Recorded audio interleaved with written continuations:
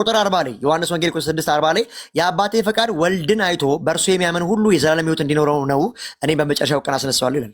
ታዲያ ሰው ሚድነው በማመን ነው የጌታ እራትን በመውሰድ ነው? እንደዚህ ቃል መሰረት ኢየሱስ ክርስቶስ የሚልህን ነገር አምነህ ስትቀበለው ስታደርገው ነው። ኖ እንደዚህ ቁጥር እንደ ቁጥር 40 መሰረት ነገርኩህ እኮ ማመን ማለት የሚለውን ቃል ተቀብለህ ስትገብረው ነው። አልተመለሰም። በቃ አልተመለሰም። ቃሉን እየሸመጠትክ ነው ያለው። እሺ 47 ላይ እንደዚህ ይላል፣ እውነት እላችኋለሁ የሚያምን ሁሉ የዘላለም ሕይወት አለው ይላል። ምን እያለን ነው? በቤተ ክርስቲያኑ ሲቀርብ እንግዲህ ሊተርፍ እንደሚችል እርግጠኛ ነው። ሰው ተቆጥሮ ነው ቁርባኑ የሚሰጠው። ይሄ ማለት ነው። ከተረፈስ አማናዊ ስጋው ነው የሚተርፈው። እሱ እንግዲህ የሚስጥር ጉዳይ ነው። እኛ ስርዓት አለን የምናደርገው። ቤተክርስቲያን የራሷ አካሄድ አለባት። ምን እያለን ነው? ወንድማችን ዲያቆን እዚህ ውስጥ ያላቸው ወንጌላውያኖች የጌታ እራት በኦርቶዶክስ ተዋሕዶ ውስጥ ሲቀርብ ቁርባን ከተረፈ የጌታም ስጋ ይተርፋል። የሚተርፍ ነገር የለም። በነገራችን ላይ የሚተርፍ ነገር የለም። ታዲያ ተቆጥሮ ነው የሚቆረሰው እያልከኝ ነው? እሱን ስርዓቱን ስለማታውቅ አልፈርድብህም፣ ግን የሚተርፍ ነገር የለም። እሺ በቃ አልተመለሰም። በቃ ሲተርፍ የጌታ እራት ይተርፋል። የጌታ ስጋ ሪሊተራሊ ስጋው ራሱ ተረፈ እያለ ነው።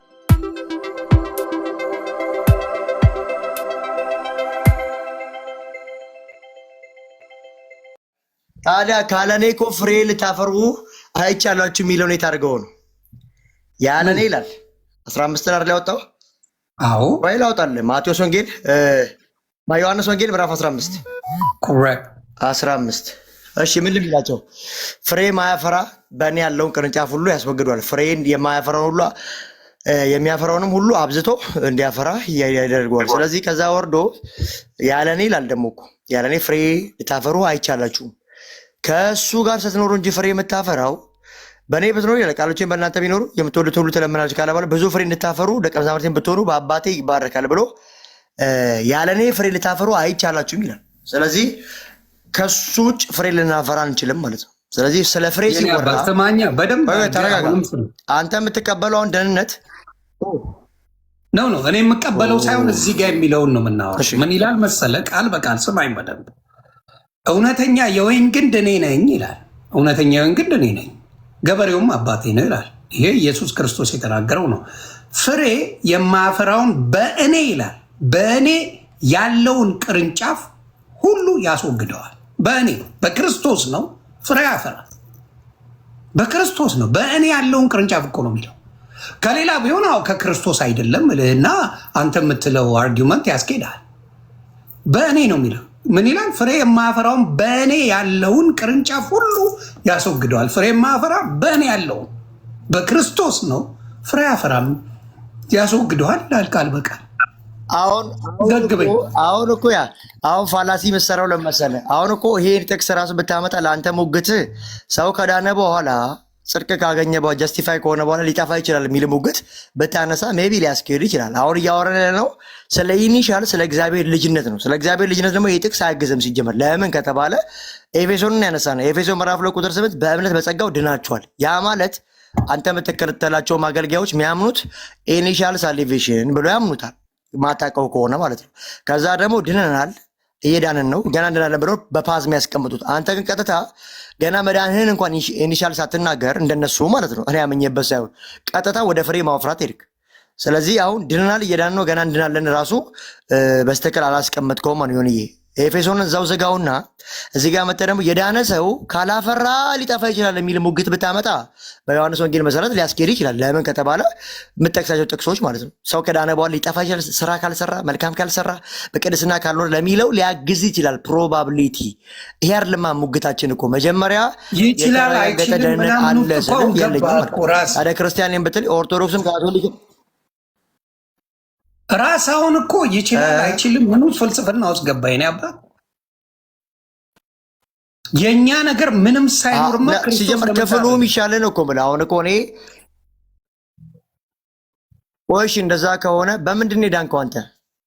እኔ እንደ ቸርነት እኮ ነው የሚለው በጸጋው በሱ ዮኒሻ በምን ዳንክ አንተ? እኔ በክርስቶስ ነው በጸጋው። መዳን ማለት ምን ማለት ነው ለአንተ? መዳን ምን ማለት ነው ለአንተ?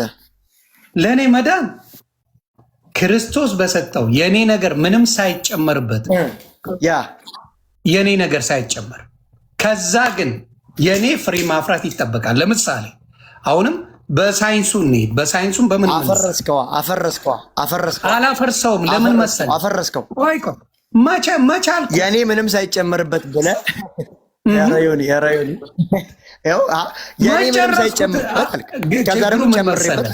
ለመመለስ ሳይሆን መስራት ያለብህ። አሁን ለምሳሌ የሆነ ሰው አሁን ለምሳሌ ለመዳን እናንተ እንደምትሉት ከሆነ የሆነ ትምህርት ቤት ይገባል።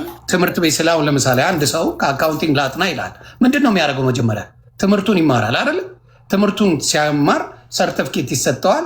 ከዛ ምን ያደርጋል? ግራጁዌት ያደርጋል። ግራጁዌት አድርጎ በዛ ነገር መስራት አለበት አይደለ? ካልሰራ ምንም ጥቅም የለው ነው ወይስ በዚህ አትስማማ? እኔ እኮ አሁን ያመነ ሰው ከዛ በኋላ ስራ ይሰራል ብትለኝ ሙግታችን ጥሩ ነው። አሁን እኮ መጀመሪያ መዳሌን እያወራን ነው። መጀመሪያ መዳሌን እንተማመንና ከዛ በኋላ ስለ መልካም ስራ ስለ ያዕቆብ መጽሐፍ እንሄድበታለን። አሁን እንደሚለው እኮ ኤፌሶንም እኮ በክርስቶስ ኢየሱስ መልካሙን ስራ ለመስራት ተፈጠርን ይላል። መልካሙን ስራ ለመስራት ይላል። አሁን ስራና ድኛለው በእኔ ስራ አይደለም። ከዛ ደግሞ እኔ ካልተጨመርኩበት ይሄ ፋላሲ ነው። መጀመሪያ መዳንን እመን፣ የእግዚአብሔር ልጅ መሆንን እመን። ከዛ ደግሞ ስለ ስራ እናወራለን ማለት ነው። ስራና እምነት በጣም የተለያየ ጉዳይ ስለሆነ ማለት ነው። ስራ ማመን ማለት ይሄን ልለው የፈለግኩ ምንድነው እምነት የሌለው ስራ በራሱ የሞተ ነው ይላል ያዕቆብ መልእክት። ግን ምንድነው ሲባል ሰው ያመነውን የሚሰራው። አዎ ትክክለኛ ያመነው እምነት በስራ ይገለጣል የሚል አናሎጂ ስራው ያጸድቃል። ከአንተ ጋር የሚያጋጭ ምን መሰለህ ብሮዬ፣ አንድ ነገር ልንገርህ። ያላመነውን እንዴት ሊሰራ ይችላል? እሱን ነው አመለ አንድ ሰው ሲያምንበት ያንን የሚሰራው አይደለ? እምነት ካለ ስራ ከንቱ ነው ያለው እኮ ለዛ ነው። እምነት ካለ ስራ ከንቱ ነው ያለው።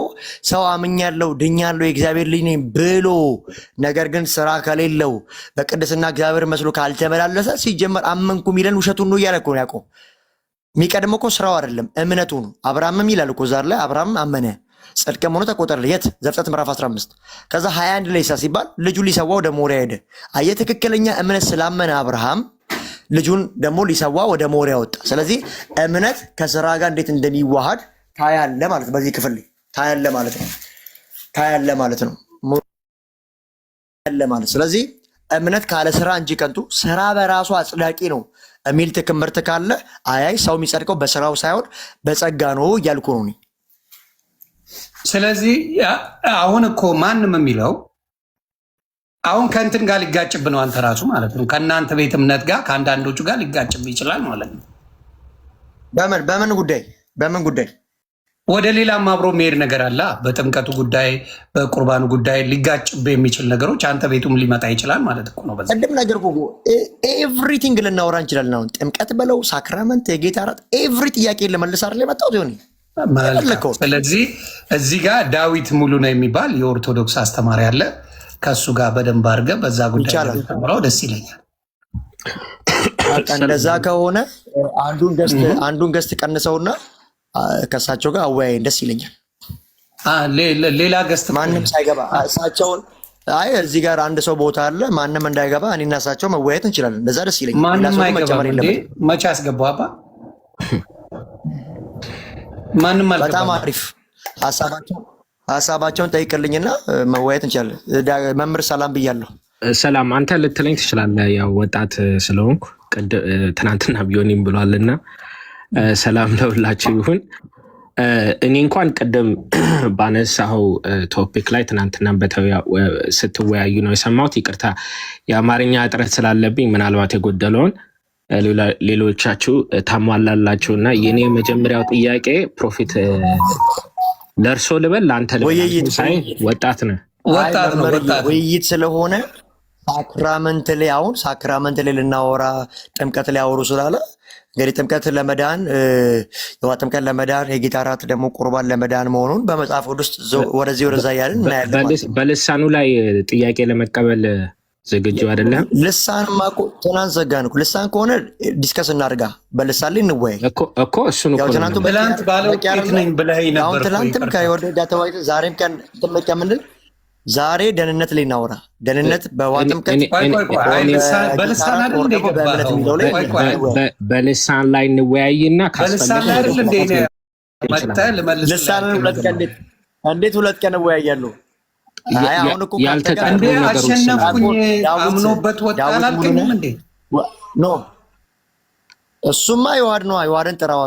እሱ በጀመረው መጨረስ ይችላል። ዮሐድ ግን አሁን ምንድነው መምህርዬ በአክብሮት በእምነት መጡ። እርሱ የነበረው ምንድነው መዳን ላይ እያወራ ነው ከዮኒ ጋር እርግጠኛ እንዲሆን ስለፈለግኩ ማለት ነው። እኔ ደግሞ አንተ ቀየርከው እኮ በመጀመሪያ እኔ ያወራው ለምን ፕሮፌት ሚኪ መጀመሪያ ያወራ ነው ስለ ልሳን ነው። ይኸው ቤተሰብ ዮኒ ምን ነው መጀመሪያ ስለ ልሳን አይደል እንዴ ላብራራልህ ብለህ የመጣው ቪዲዮ አሳይቼ ነው ወይስ አይደለም? ብራዘር አድርጎ እሱን እኮ መለስኩልህ እኮ በአጭር አማርኛ መለስኩልህ እኮ። አላውቅም ስለነዚያን ልሳን ትናንት አልተወያየሁም ብያለሁ። እሱ እንደፈለግህ ግን አብዛኛው ይሄ ነው አጋንም በላቸው እኮ እኔ ስለዚህ ጥያቄ አትቀበልም? አውርቼ ጨርሻለሁ።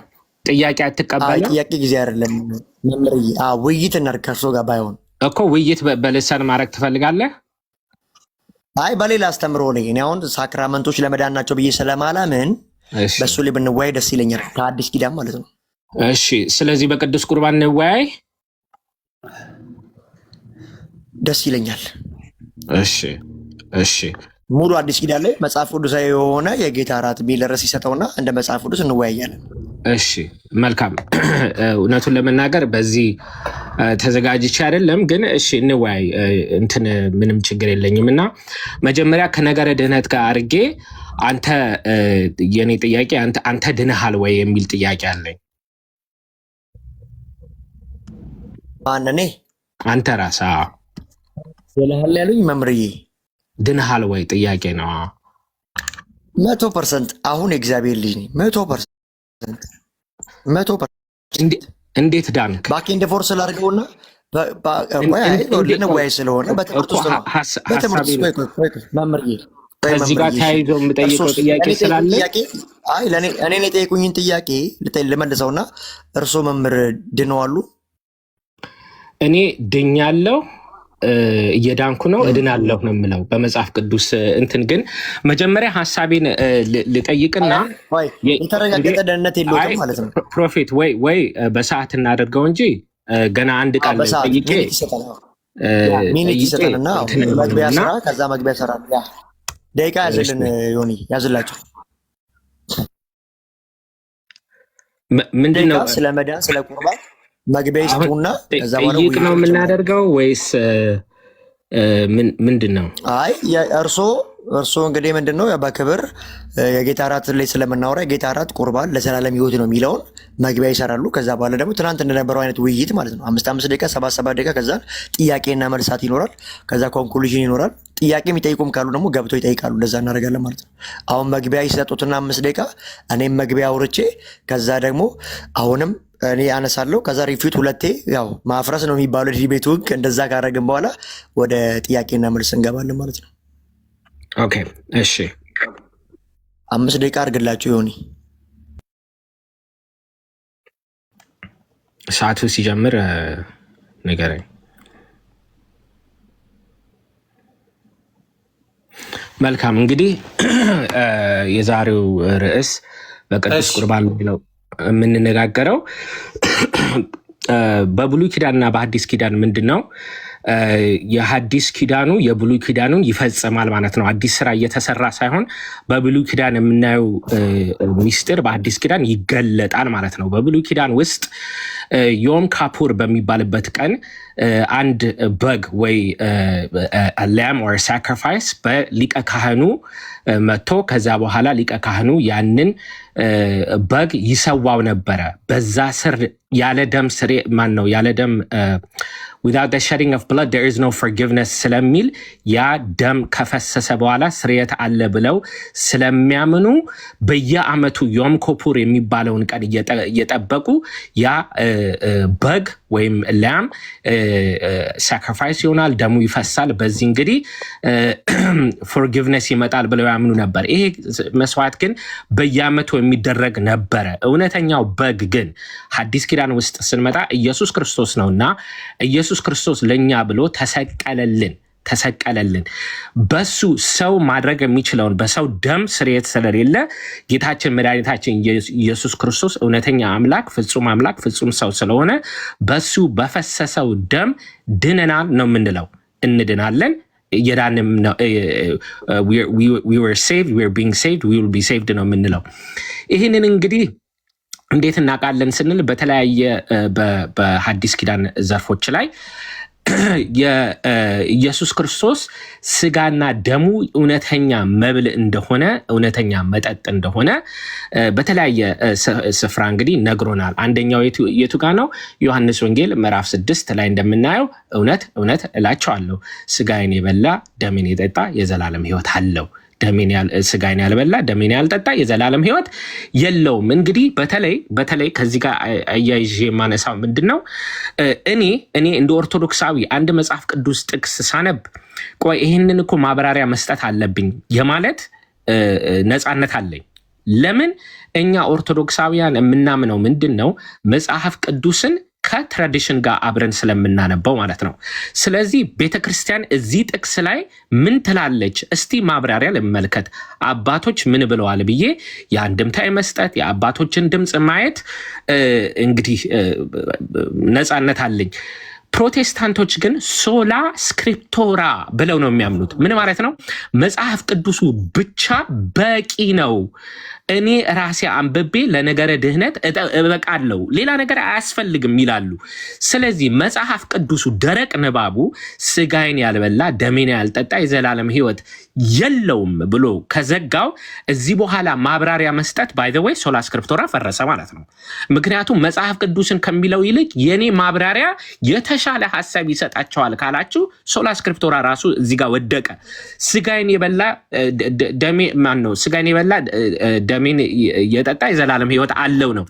ሉቃስ ወንጌል ላይ ደግሞ ስንሄድ ምዕራፍ 22 ኢየሱስ ክርስቶስ እንጀራውንም አንስቶ አመሰገነ፣ ቆርሶም ሰጣቸው፣ ስለእናንተ የሚሰጠው ስጋዬ ይህ ነው አለ፣ ይህንን ለመታሰባዬ አድርጉት። በነገራችን ላይ በኋላ መጣበታለሁ። ይህንን የምናደርግበት ምክንያት መታሰቢያ ለማድረግ ነው።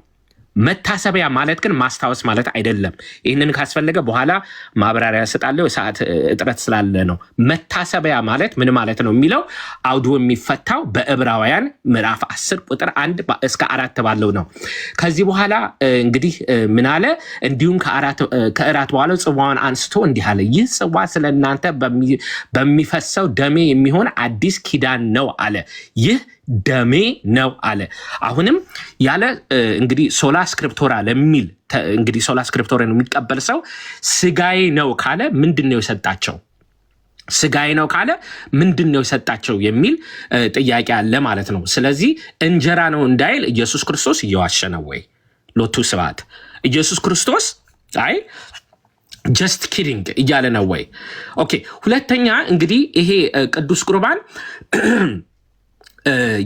የኢየሱስ ክርስቶስ ምንድነው? ከኢየሱስ ክርስቶስ ስጋ ጋር ህብረት የምናደርግበት ነው። ከኢየሱስ ክርስቶስ ጋር አንድ የምንሆንበት ነው። አንደኛ ቆሮንቶስ ምዕራፍ 10 ቁጥር 16 ላይ ይህንን የሀሳብ ያመጣል። ሰዓት እያለቀ ስለሆነ እዚህ ጋር አቆማለሁ።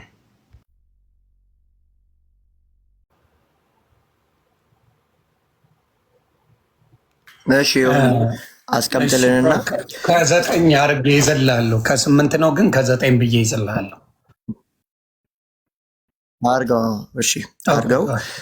በልሳን ውይይቱን ያው የጌታ እራት በመጽሐፍ ቅዱስ ብለህ ቀይረውና ያው ከዛ በኋላ ወደ ልሳን እንመጣለን፣ ያንተ ካልደከመ ማለት ነው። ስለዚህ ውይይቱን ያው ልሳን የጌታ እራት በመጽሐፍ ቅዱስ ብለህ ብትቀይረው ጥሩ ነው። አስቀምጠውና ደቂቃው ልጀምር። እሺ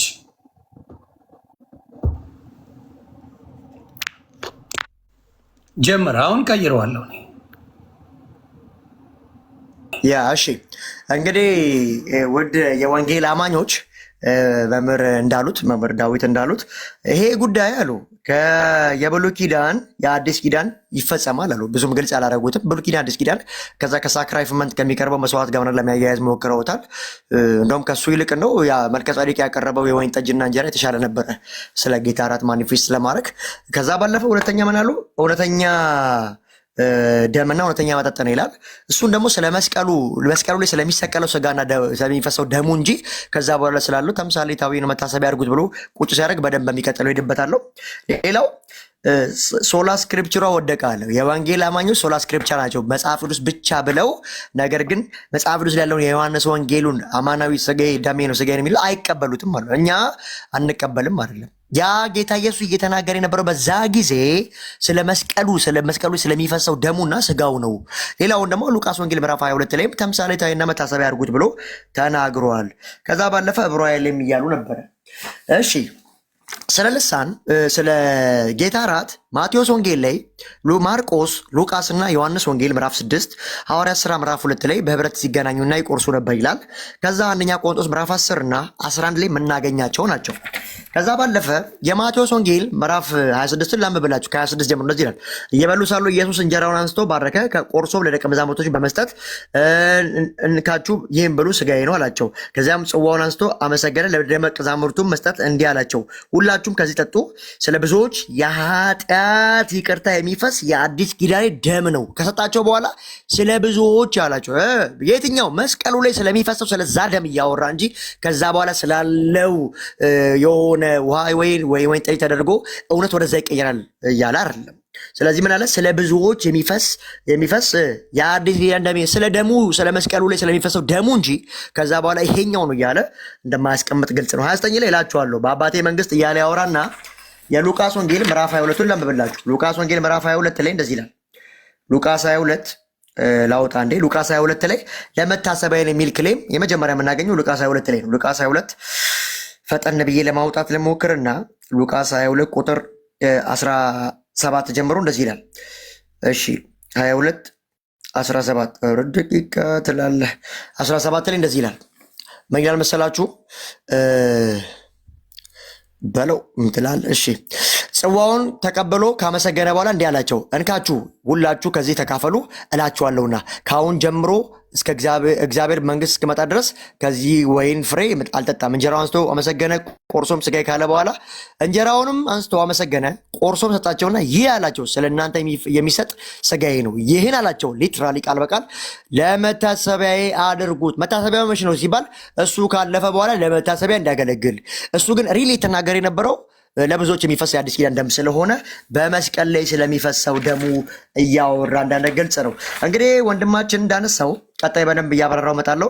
የዮሐንስ ወንጌል ነው በዘመናት መካከል አከራካሪ ሆኖ የቀረበው። የዮሐንስ ወንጌል ምዕራፍ 6 ሲጀመር የሚያወራው የመጀመሪያው ስለ ምግብ ነው የሚያወራው። 5000 የሚያክሉ ሰዎች ምግብ በሉ፣ ከዛ ሴቶችና ወንዶች ሳይቆጠሩ። ከዛ በኋላ ሲመጡ ታምራትን አይታችሁ እንጂ ስለበላችሁ ስለጠጣችሁ እንጂ ታምር ስላያችሁ አይደለም ካለ በኋላ ፈሪሳውያንን ደግሞ ማውራት ተጀመረ። እኔ የህይወት እንጀራ ነው፣ የአባቶቻችሁ ምድረ በዳ ላይ የምናበሉ ግን ሞቱ እያለ ያወራ ይመጥና 53 ከመድረሱ በፊት ቁጥር 27 ላይ ቁጥር 33 ላይ ቁጥር 34 40 ላይ 47 49 እና 58ን ጨምሮ ምን ይላል? እሱም ማመን እንደሆነ እግዚአብሔር እንዳተመበት በስራው ይናገራል። ከዛ ባለፈ ደግሞ ስለ አማናዊ ስጋ ይናገራል ከተባለ ቁጥር 58 የሚያፈርስ ቃል አለ። ከሰማይ ወረደ እንጀራ እኔ ነኝ አለ። እሺ አባቶቻችሁ መና በሉ ሞቱም፣ ይህ እንጀራ የሚበላ ግን ለዘላለም ይኖራል። የት? እሳቸው ከሚሉት ስጋዬን የሚበላ ደሜ ነው የሚለው 54 እና 55 ላይ የሚገኘው።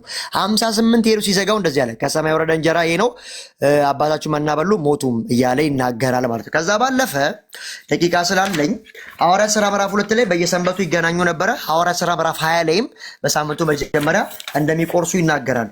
ከዛ በኋላ ደግሞ የምንካፈለው ጽዋ ከእግዚአብሔር ጋር ህብረት የለውም ብሎ ምዕራፍ 10 ላይ ይናገራል። 11 ላይ ደግሞ ቆሮንቶስ ሲናገር ወንጌል ክርስቶስ እስኪመጣ ድረስ ምስክሮች ትሆኑ ዘንድ ትበሉታላችሁ ይናገራል። ከዛ ባለፈ ደግሞ ራሱን ይፈትን ይላል።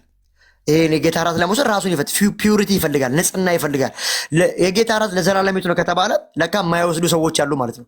ስለዚህ የማይወስዱ ሰዎች የጌታ እራት ለመዳን ከሆነ በምን እንደሚድኑት ኢቭን ኢፍ የጌታ እራት ለመዳን ነው ከተባለ ስንት ጊዜ ወስደ ነው ምትድነው ማለት ነው።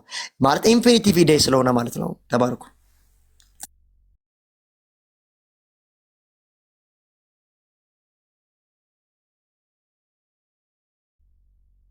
ያልቋል። ለዛ ነው ያቆምከው? ኦኬ እሺ። ዳዊት ተራ ሪባታል ነው ወይስ whatever you guys like to do? በነገራችን ላይ ብዙ እንግሊዘኛ ነው የሚችለው ወንድማችን ክለች ነው። እዚሁ ሀገር ነው ብዙ ነው የኖረውና በዛ ምክንያት በእንግሊዝኛ ነው ብዙ ጊዜ ስብከቶቹ። ኤኒዌይስ ምንድን ነው ከዚህ በኋላ የምትፈልጉት? ፕሮፌት ሶስት ደቂቃ ሪባተል እናደርግ። ያ ዩ ጋይስ ካን ዱ ዳት። ፕሮፌት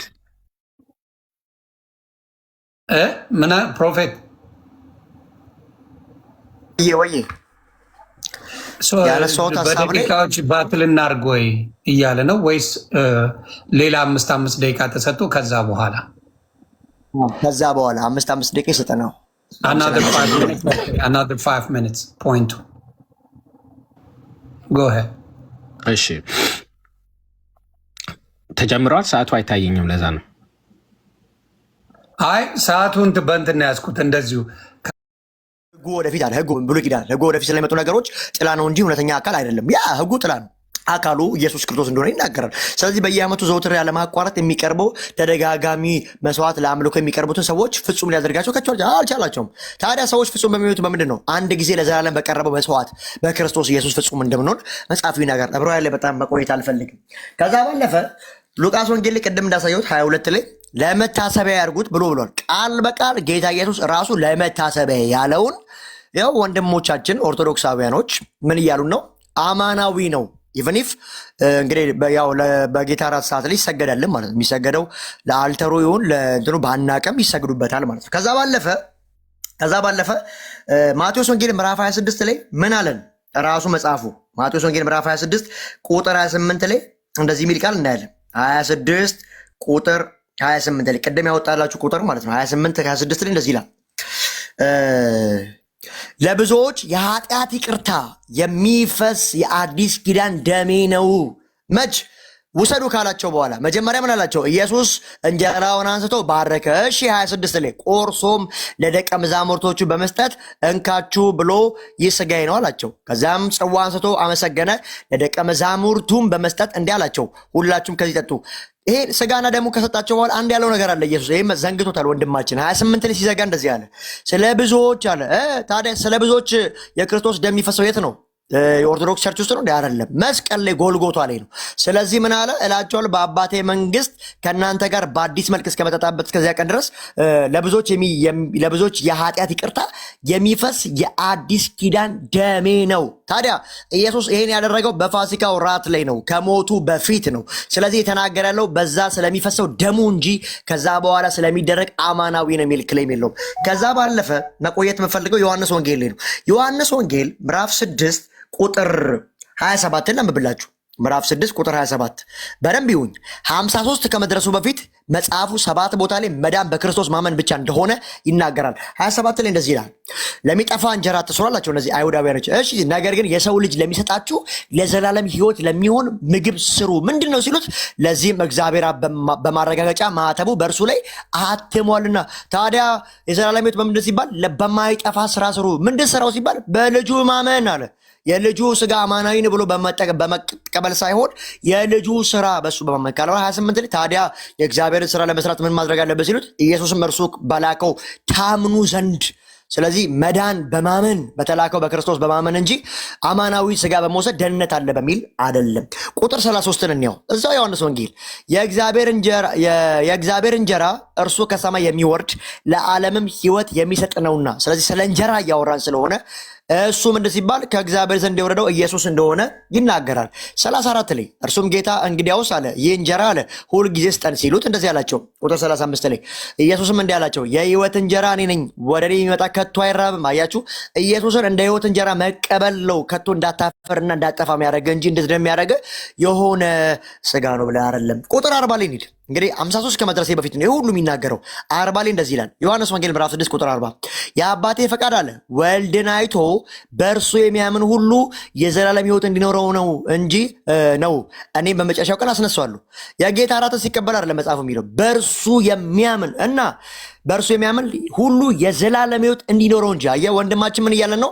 ማመን አይደለም የጌታ እራትን ነው መቀበል ነው የዘላለም ህይወት የሚያስገኘው እያለን ነው። መጽሐፉ ዮሐንስ ወንጌል ገና 54 ሳይደርስ በእርሱ የሚያምን አለ የዘላለም ህይወት እንዲኖረው ነው። ታዲያ የዘላለም ህይወት በምንድን ሲባል በእርሱ በክርስቶስ ኢየሱስ በተላከው በአንድያ ልጁ በማመን ነው። ፔሬድ። ከዛ ሲያልፍ 47 ላይ እንደዚህ ይላል፣ እውነት እላችኋለሁ የሚያምን ሁሉ የዘላለም ህይወት አለው። የጌታ እራትን የሚወስድ የሚያምን ሁሉ የዘላለም ሕይወት አሉ። ታዲያ መዳን በምንድን ነው? በእምነት ብቻ። ሳልቬሽን እዚህ ኳልቱ ፌዝ አሉን 4 ነጥብ። ከዛ ባለፈ 48 እንደዚህ ይላል፣ የሕይወት እንጀራ እኔ ነኝ። አባቶቻችሁ በምድረ በዳ መና በሉ፣ ይሁን እንጂ ሞቱ።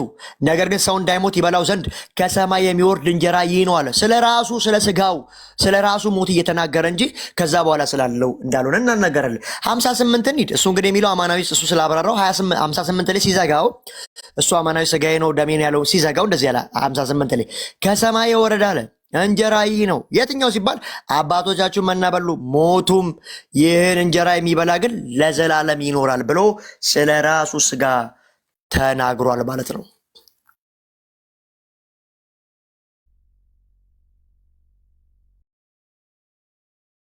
እሺ ዲያቆን ዴቭ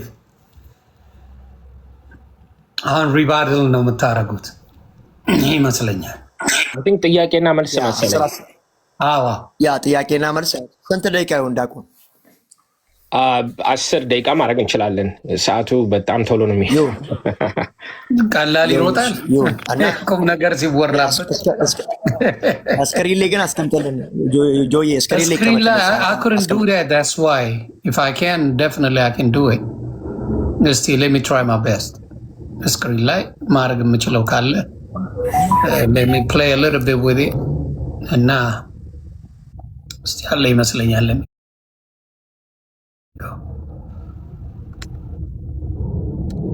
ታይሚንጉን እዚህ ላይ ማስቀመጥ ብችል ታይሚንግ እንትን ካውንት ዳውን ፎር ኦል ኦኬ ካውንት ዳውን ፎር ኦል ይላል። ይኸው 10 minutes ኦኬ I don't see it. There you go. አሁን እሺ ወንድማችን ፕሮፌት ዕብራውያን ላይ እንደምታውቀው without the shedding of blood there is no forgiveness of sins ይላል። ኤፌሶን ላይ ደግሞ in him we have redemption through his blood ይላል። ወተሃድገ ለነ ኃጢአተነ በደሙ redemption through his blood the forgiveness of sin ይላል። ወንድማችን ፕሮፌት ድኛለሁ ብለህ ታምናለህ? አዎ በመስቀሉ ስራ በጸጋው ድኛለሁ በክርስቶስ ደም። ያ ሞቱ ኢንክሉዲንግ የሚያደርገው ደሙንም ነው። በክርስቶስ ደም ታጥቤያለሁ ብለህ ታምናለህ? እሺ በክርስቶስ ደም ታጥቤያለሁ ብለህ ታምናለህ? ታዲያ በመስቀሉ የተደረገው ነገር ሁሉን ያማከለ ነው። እሺ የክርስቶስ ደም መቼ ነካ?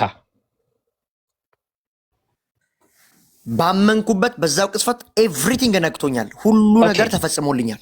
ስለዚህ እምነትህ እንጂ የክርስቶስ ደም አይደለም ያዳነህ ማለት ነው። ያንተ እምነት እንጂ የክርስቶስ ደም አንተ ጋር አልደረሰም፣ አልነካህም። ከክርስቶስ ደም አይደለም ጉዳዩ፣ ያንተ እምነት ነው ማለት ነው። ታዲያ ያመንኩት እኮ ስለኔ ሞቷል፣ ስለኔ ደሙን አፍሷል ብዬ እኮ ነው ብሮ። ኦኬ በጣም አመሰግናለሁ። ክርስቶስ መስቀሉ ላይ ደሙን ያፈሰሰው በከንቱ ነው ማለት ነው። ቢያፈስም ባያፈስም ዞሮ ዞሮ አንተ እስካመንክ ድረስ ትድናለህ እንጂ የክርስቶስ ደም ኤፊካሲ የለውም እያልከኝ ነው? እንደረዳው ብዬ ነው ነገር ስለ ኤፊኬሲ ስናወራ እኮ አዘሆል ስናምነው የጎልጎልታውን ስራ ሁለንተናውን ስናምን እኛ መጽሐፍ ሲናገር ሁለተኛ ቆሮንቶስ ምዕራፍ 5:18 ላይ እኛ በእርሱ ሆነን እግዚአብሔር ጽድቅ እንሆን ዘንድ ኃጢአት ያላወቀውን እሱ ስለኛ ኃጢአት አደረገ ይላል። ስለዚህ አዘሆል ነው የሆነልን እሱን ስናምን እኛ አዘሆል ፓርሻሊ አይደለም እልህ። መስቀሉ ላይ ቀራንዮ ዕለተ ዓርብ ከጎኑ የፈሰሰው ደም እና ውሃ ይላል ማየገባው የምንለው ማለት ነው። ከጎኑ የፈሰሰው ደም ያ ደም የማዳን ኃይል አለው። ያ ደም እንዴት የለውም? አሁን እኮ ምንድነው ወደ አንደኛው አነስ ሄደ ደሙ መንፈሱና ውሃው የሚለውን ልታመጣ ነው። አሁን ከደሙ አይደለም ውሃ የሚለውን አላመጣው። አይዞ ጥምቀት አልደረስኩም። አይዞ ደሙ ጋር ነው። ግድ የለም ደሙ ጋር ነው። ያ ደም ቆይ ፕሮፌት ያ ደም የማዳን ኃይል አለው። ያ ደም ከጎኑ የፈሰሰው ደም ኃይል አለው። ይሄ በጣም ቀላል ጥያቄ ነው። በጣም ነው ኃይል ያለው። እሺ ፕሮፌት ያዝልኝ። ቆይ እውነት ይሄ ሰዓቱ የኔ ስለሆነ ነው። ሰዓቱ የኔ ነው። ሰዓቱ የኔ ነው። ያ ደም የማዳን ኃይል አለው ያልከኝ ደም አንተን ፊዚካሊ ነክተዋል?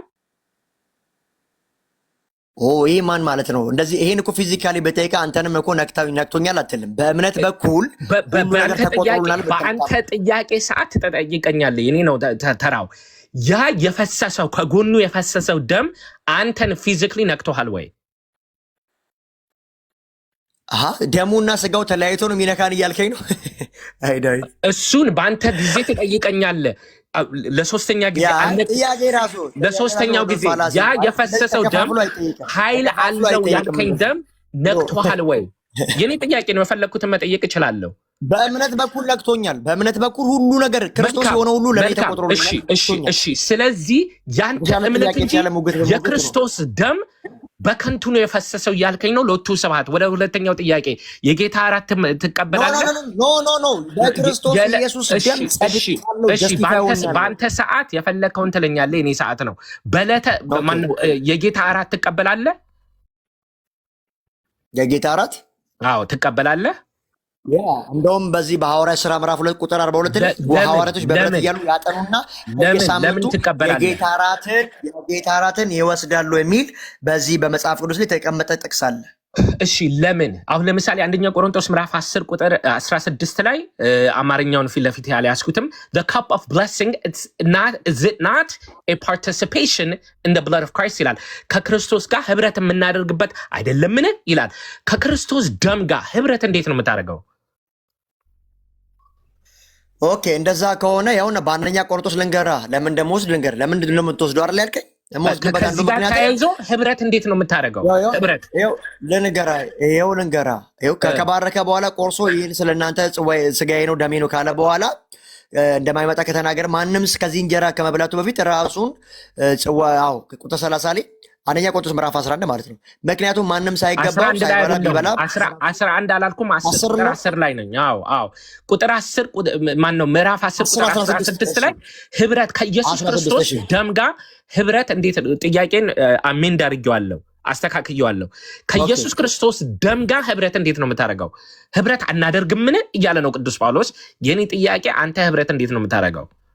ይጀምር እያወራ ያለው እኮ ከጣዖት ጋር ስላለመተባበር የምንም ነገር ያወራል። ስለ ኢየሱስ ክርስቶስ ደም ጋር አብረን ህብረት አናደርግምን እያለ ነው። ህብረት እንዴት ነው የምታደርገው? እናደርጋለን። ግን እዚህ ጋር ጠቅሶ የገባው ኮምፓሬቲቭሊ እኛ ህብረት ያለ ከክርስቶስ ደም ጋር ነው። ላርጅሊ ምናምን ሲምቦሊክሊ አትበለኝ። የኔ ጥያቄ ከክርስቶስ ደም ጋር ህብረት እንዴት ነው የምታደርገው?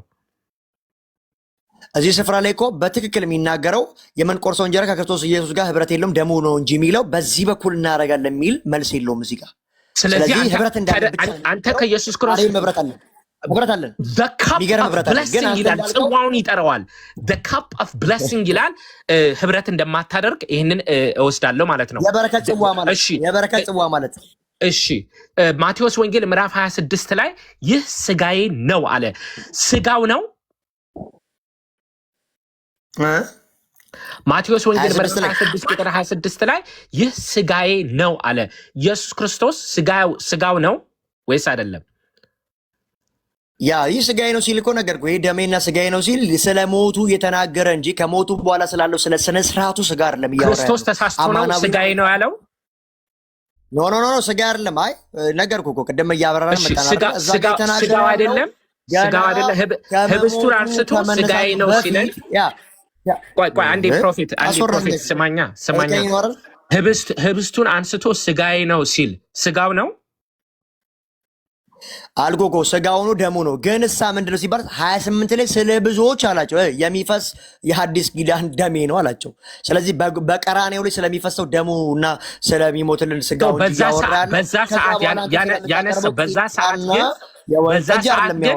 በዛ ሰዓት ግን ስጋዬ አይደለም እያለ ነው። በዛ ሰዓት ላይ ኖ እዚህ ጋር የሚናገረው እያልኩ እኮ ነው። ቨርሱ ሳጨርሰውማ መናገር 26 ጠይቀኝ እስከ 28 ነው።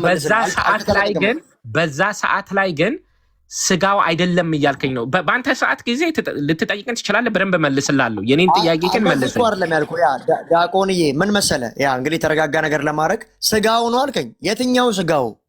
እዛ ጋር የተናገረ ያለው አማናዊ ነው። ዮሐንስ ወንጌል ሰዓት እየሄደብኝ ስለሆነ ዮሐንስ ወንጌል ምዕራፍ 6 ላይ ስጋዬን ያልበላ ደሜን ያልጠጣ የዘላለም ሕይወት አለው አለ። ይሄ ሊተራሊ ነው ወይ ሲምቦሊክሊ? ወደ እንግሊዝኛው ልመለስልህ ብዬ ነው።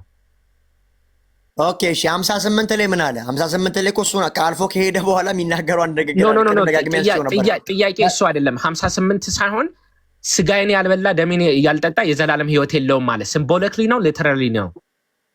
ኖ ኖ እኮ አይ አውዳዊ የሆነ ፍቺ ነው የምትለው ብሮ። ኖ ኖ የስ ሳይሆን ሲምቦሊክ ነው ሊተራል ነው እንጀራው።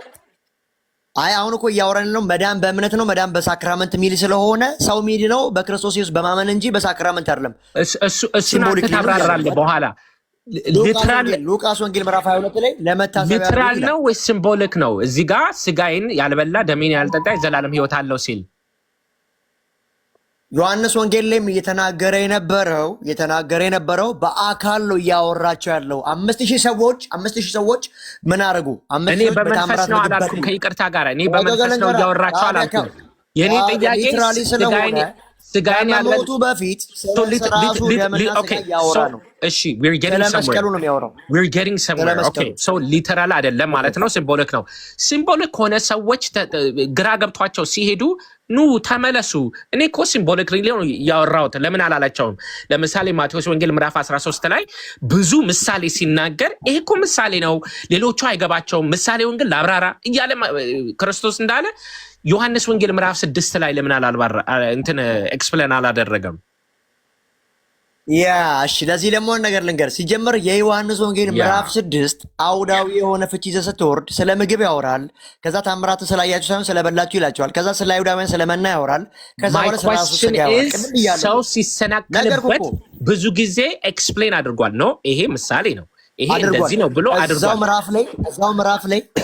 እዛው ምዕራፍ ላይ በእርሱ ማመን የዘላለም ሕይወት እንደሚያሰጥ ተናግሯል። 7 ቦታዎች ላይ ተናግሯል። ከ51 በላይ ባሉት ክፍሎች ማለት ነው። 58 ላይ የሚዘጋው በዚህ ነው። 58 ሲዘጋ ምን አለ? ከሰማይ የወረደ እንጀራ ይህ ነው፣ አባቶቻችሁ መና በሉ ሞቱ፣ ይህ እንጀራ የሚበላ ግን ለዘላለም ሕይወት ይኖራል። ስለማን? ስለ ራሱ እንጀራ። እሺ መልስ የለም። ኦኬ አስቀምጥልኝ ትላለህ። እሺ አይ ደስ የሚል ትምህርት ነው። ደስ እያለኝ ነው። ላስቀምጠው አስቀምጠው ሲጀምር ጀምር። የት ሄደብኝ? ካውንትዳውን 10 ሚኒትስ። እሺ አይ ቲንክ ጀምሯል። እሺ ዲያቆን የመጀመሪያው ጥያቄ የጌታ እራትን ስንት ጊዜ ወስደ ነው የምትድነው? የጌታ እራት ምንድነው? ኤቭሪ ዊክ የምንቀበለው ያ ቀራኔው ላይ የፈሰሰው ደሙን የተቆረሰው ስጋውን ነው የምንበላው ኤቭሪ ዊክ ባይ ዘ ዌይ እንጂ አዲስ መስዋዕት እያደረገን አይደለም። እሺ ዲያቆንዬ ኤቭሪ ዊክ ትድናለህ ማለት ነው በጌታ እራት በኩል? የችግሩ ምንድን ነው? እናንተ ድህነት ቅጽበታዊ ነው ብላችሁ ስለምታምኑ መልቲፕል ታይምስ እንዴት ይሆናል? ለእኛ ለኦርቶዶክሳውያን ቆይ አንተ መልስ ስትመለስ በአንተ መንገድ ነው አልከው። እኔ ደግሞ የምመልስልህ እንደ ኦርቶዶክሳዊ ነው። ፕሮብለም ኢዝ ዩር ፕሬሚስ። ፕሬሚሱ ምንድን ነው? ድነት ቅጽበታዊ ነው ብለህ ስለምታምን ላስት ዊክም ድነህ ዛሬም ትድናለህ ነገም። እኛ ግን ችግር የሌለብን ለምንድን ነው? ድነት ፕሮሰስ ነው ስለምንል ቅዱስ ቁርባን as many times as we can እንቀበላለን። እሺ አይ ደቂቃዬም እየሄደ ስለሆነ ዲያቆንዬ የጌታ እራት ለዘላለም ሕይወት ነው ብለኸኛል። ስንት ጊዜ ተወስዷል? ስለ ኤቭሪ ዊክ ብለኛል። አልተመለሰልኝም። አባቶች እንደዛ ነው። የተረጋገጠ ደህንነት በኦርቶዶክስ ውስጥ የለም ማለት ነው። እሺ ሁለተኛ አማናዊ ከሆነ የጌታ እራት አማናዊ ከሆነ የሚተርፈውስ የኢየሱስ ስጋ ነው ማለት እንችላለን?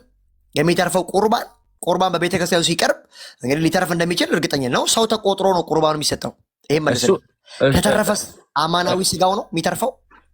እሱ እንግዲህ የሚስጥር ጉዳይ ነው። እኛ ስርዓት አለን የምናደርገው።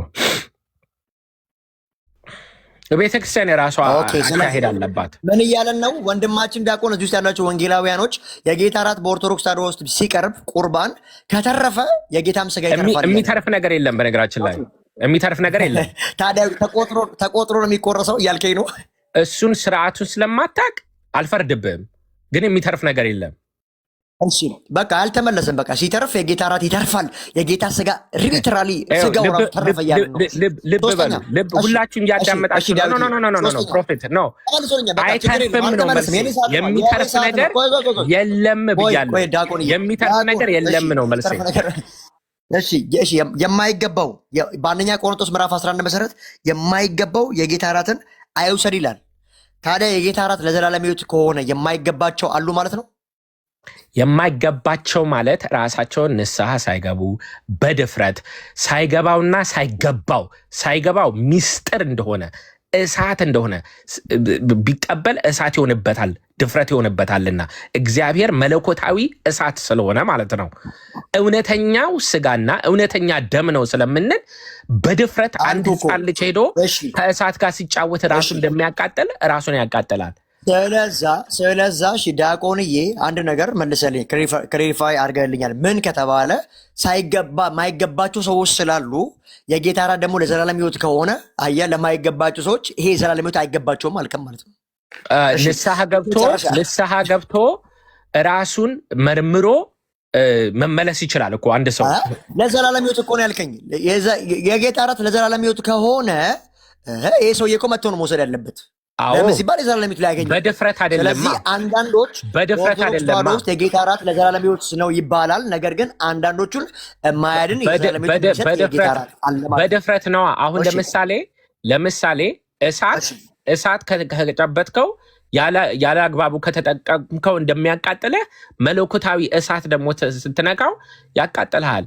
ለበጎ ደግሞ ካልከው መድኃኒት ሆኖ ያድንሃል።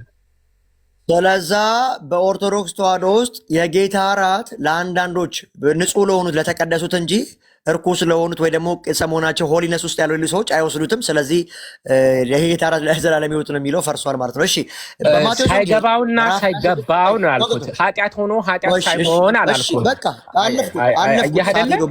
እኔ የምለውን መልስ ነው መቀበል ያለበት። ሳይገባውና ሳይገባው ማለት ኃጢአት ሳይሰራ ማለት አይደለም። ሳይገባው ማለት በቃ የማይወስዱ ሰዎች ያሉ ነው። በቃ ሌላ ምን አለው? እሺ ሌላውንማ እየነገርኩ ነው። ሌላውማ ምን እንደሆነ እየነገርኩ ነው። ለጠይቅ የኔ ጊዜ ነው። በቃ ተመለሽ። ማቴዎስ ወንጌል ምዕራፍ 26 ቁጥር 28 ላይ እንደዚህ ይላል፣ ስለ ብዙዎች የኃጢአት ይቅርታ የሚፈስ የአዲስ ኪዳን ደሜ ነው እያለ ነው። ታዲያ ይሄ እውነተኛው ደሜ ነው እያለ ነው የትኛውን ነው እያወራ ያለው ጌታ? እውነተኛ ደሜ ነው ካለ ደሙ ነው። ታዲያ ቆይ ልመልስልህ። የትኛውን? አጭር መልስ። ኢየሱስ ክርስቶስ ወላዲተ አምላክ ኢየሱስ ክርስቶስ ደሙ በሰዓትና በጊዜ አይወሰንም። አምላክ ስለሆነ ዛሬ ላይ ሆኖ ስለ ነገ ማውራት ይችላል። ነገ ላይ ስለሆነ ስለ ትናንትና ማውራት ይችላል። አልገባኝም ብትል ይሻልህ ነበረ። አልገባኝም ብትል ይሻልህ ነበረ። ክርስቶስን በሰዓትና በጊዜ ልትወስነው አትችልም። ስለ ብዙዎች የሚፈሰው የአዲስ ኪዳን ደሜ ነው ካለ በመስቀሉ ላይ ስለሚፈሰው ደግሞ እያወራ ነው። ይሄ መመለስ በነገራችን ላይ እንደዚህ አይነት አርጊመንት የኢየሱስ ክርስቶስ ስጋ አሁንም ትኩስ ነው ማለት አትችልም ማለት ነው። በታይም ኮንስትሬንት ካደረከው እያወራ ስላለው በታይም ኮንስትሬንት ካደረከው አሁን የሚፈሰው አሁንም ደሙ ትኩስ አይደለም እያልከኝ ነው። በጣም ብዙ እንትን አለው። እሺ በቃ ተው፣ አልተመለሰም ማለት ነው። በሉቃስ ወንጌል ምዕራፍ 22 ቁጥር 19 መሰረት ምን ይላል? እንጀራውንም አንስቶ አመሰገነ፣ ቆርሶም ሰጣቸው። ይህ ስለ እናንተ የሚሰጥ ሥጋዬ ነው፣ ይህን ለመታሰቢያ ያድርጉት ይላል። መታሰቢያ ማለት ምን ማለት ነው? መታሰቢያ ማለት በዕብራውያን ምዕራፍ 10 ላይ እንዳልኩት በየዓመቱ የሚቀርብ መሰዊያ ነበር። ያንን ሲሰዉ ኃጢአታቸውን ያስታውስ they relived it ማለት ነው። by the way ለዚህ ነው ይሄንን ቀርቶ አሁን በኢየሱስ ክርስቶስ ተተክቷል የሚለው። ለዚህ ነው ዕብራውያን ምዕራፍ 10 ቁጥር ከ1 ጀምረ ብትወርድ for it is not possible for the blood of bulls and goats to take away sins ይላል። የዚህ animal sacrifice የለም። This is why when Christ came into the world he said to God you did not want animal sacrifice ያለ እየቀጠለ ነው። እሱ ሳክራይፍ እኮ ቅድም አውርተናል። ቆይ እሱን አይደለም መታሰቢያ ማለት አማናዊ ማለት መታሰቢያ የሚፈታው መታሰቢያ ማለት አማናዊ ነው ወይ? በዕብራውያን አማናዊ ተመሳሳይ ቃሎች ናቸው። It's even more deeper, by the way. እሺ በቃ ተው አልተመለሰም። አሜኔሲስ ማለት you are living that moment ማለት ነው። በቃ ዳቁን በዮሐንስ ወንጌል ምዕራፍ 6 አልተመለሰም። በዮሐንስ ወንጌል ምዕራፍ 6 ቁጥር 27 ላይ እንደዚህ ይላል። በዮሐንስ ወንጌል ምዕራፍ 6 27 ለሚጠፋ እንጀራ አትስሩ፣ ነገር ግን የሰው ልጅ ለሚሰጣችሁ ለዘላለም ሕይወት ለሚኖር ስሩ። ስለዚህ እግዚአብሔር አብ ማረጋገጫ አትሞበታል ካለ በኋላ እርሱም ታዲያ እግዚአብሔርን ስራ ለመስራት ምን እናድርግ አሉት። ኢየሱስም እርሱ በላከው ታምኑ ዘንድ ይህ የእግዚአብሔር ስራ ነው ሲል መለሰላቸው። የዘላለም ሕይወት ለማግኘት እንደ ዮሐንስ ወንጌል ምዕራፍ 6 ቁጥር 27 እስከ 29 መሰረት ምን እያለ ነው? የእግዚአብሔር ቃል የዘላለም ሕይወት በምን ይገኛል እያለ ነው? አው እዛ ላይ እንግዲህ የዘላለም እንጀራ ኢየሱስ ክርስቶስ እንደሆነ ራሱ እየነገረን ነው። ወረድ ብሎ ግን ስጋዬን ያልበላ ደሜን ያልጠጣ የዘላለም ሕይወት የለውም። ቆይ እኔ እሱን አልጠየኩም። እዚህ 27 እስከ 29 ምን እያለ ነው? ለመዳን ሰው ምን ማድረግ አለበት ብሎናል። አጭር መልስ። አሁን እንግዲህ ኢየሱስ ክርስቶስ በቃ ዮሐንስ ወንጌል ምዕራፍ 6 ሰዓት ያለቀ ነው። እንዲመለስ አልፈለግም። ሰላም 4 ምሽ ጠይቁን እንዲመለስ አልፈለግም። ሰላም 4 አልጠይቁም። እኔ 27 ነው ጠይቁ 27 ልትመለስ አልቻልክም። እሺ ቁጥር 33 ልጠይቅ። የእግዚአብሔር እንጀራ እርሱ ከሰማይ የሚወርድ ለዓለምም ሕይወትን የሚሰጥ ነው ይላል። ታዲያ ይሄ እንጀራ ስጋ ነው ከእግዚአብሔር ዘንድ የመጣ እንጀራ ነው? ድገመው ጥያቄው። ቁጥር 33 ላይ የእግዚአብሔር እንጀራ እርሱ ከሰማይ የሚወርድ ለዓለምም ሕይወትን የሚሰጥ ነውና ይላል። ታዲያ አንተ የምትለው እንጀራ ከሰማይ የወረደውን ነው በሐሙስ ማታ የተቆረሰውን ነው? የኢየሱስ ክርስቶስ ስጋ ከተዋህዶ በኋላ አንድ ነው፣ አንለየውም። ዝም ብሎ መሬት ላይ ያለ እንጀራ እኮ አይደለም። የከበረ ዲያቆን አልሰማኝ። እሺ ዲያቆን አልሰማ። እኔ እንደ ጥቅስ ነው ጠይቁ ያሉት። የእግዚአብሔር እንጀራ አለ እርሱ ከሰማይ የሚወርድ ከሰማይ ነው የሚወርደው የሚወርድ ለዓለም ሕይወትን የሚሰጥ ነው። ወልድ ከየት ነው ከሰማይ የሚወርድ እንጀራ? ወልድ ከየት ነው መጣው? ወልድ ከየት ነው? ታዲያ እንጀራው ማን ነው ማለት ነው? እንጀራው ማን ነው ማለት ነው? ኢየሱስ ክርስቶስ አሁን እየመጣ ተዋህዶ የምንለው በነገራችን ላይ ይሄንን ነው።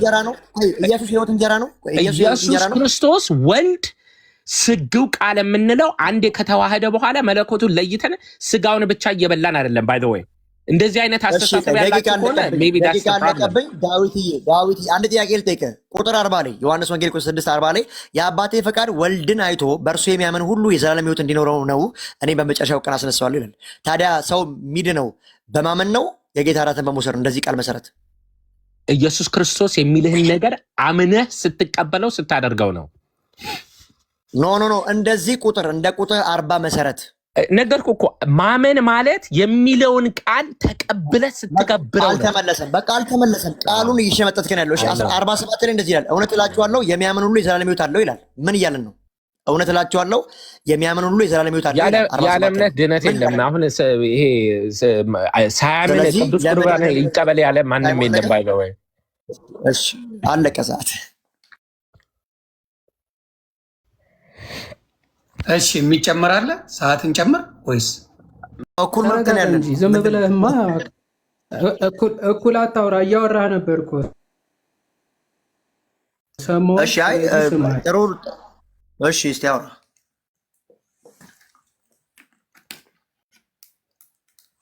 አውራ ይወድ ከ16 ኔትወርክ መሰለኝ ያስቸገረው ነው። ኔትወርክ ዮኒ ወይም ፖዝ አድርጌ ልምጣ አንዴ። ቆይ እሺ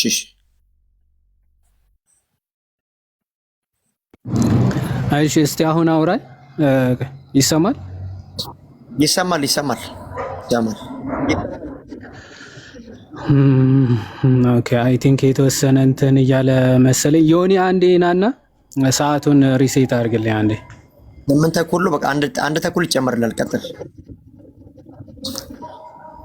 እሺ እናንተ ጋር የሚነገረው ልሳን ይተረጎማል ወይስ አይተረጎም?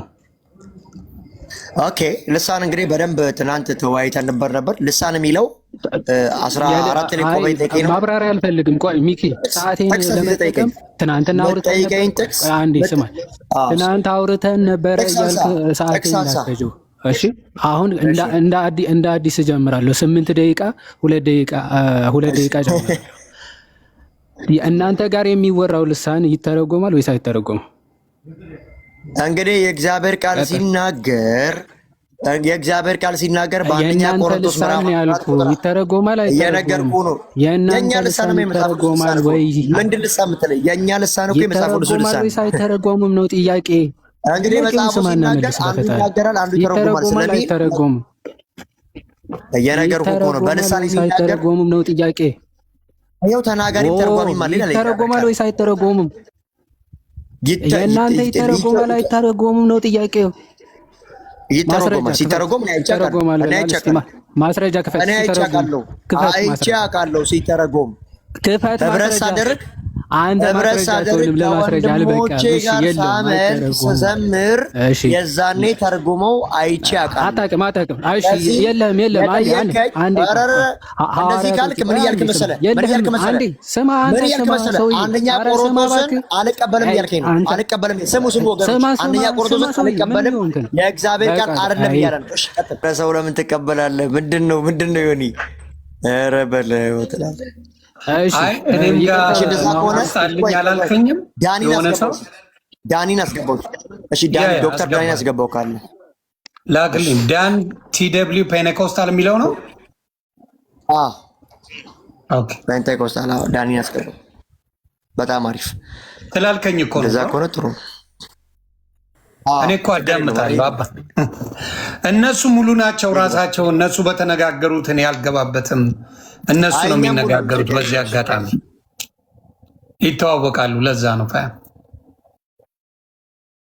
ለዛ የዋድ በቃ አሁን አካሄዱት ጤናማ እናደርገውና እንወያይ። ችግር የለውም። አይ አንተም ዲስሪስፔክት በማድረግ ጥሩ ሶሪ። አንተም ግን ይቅርታ በል ሶሪ።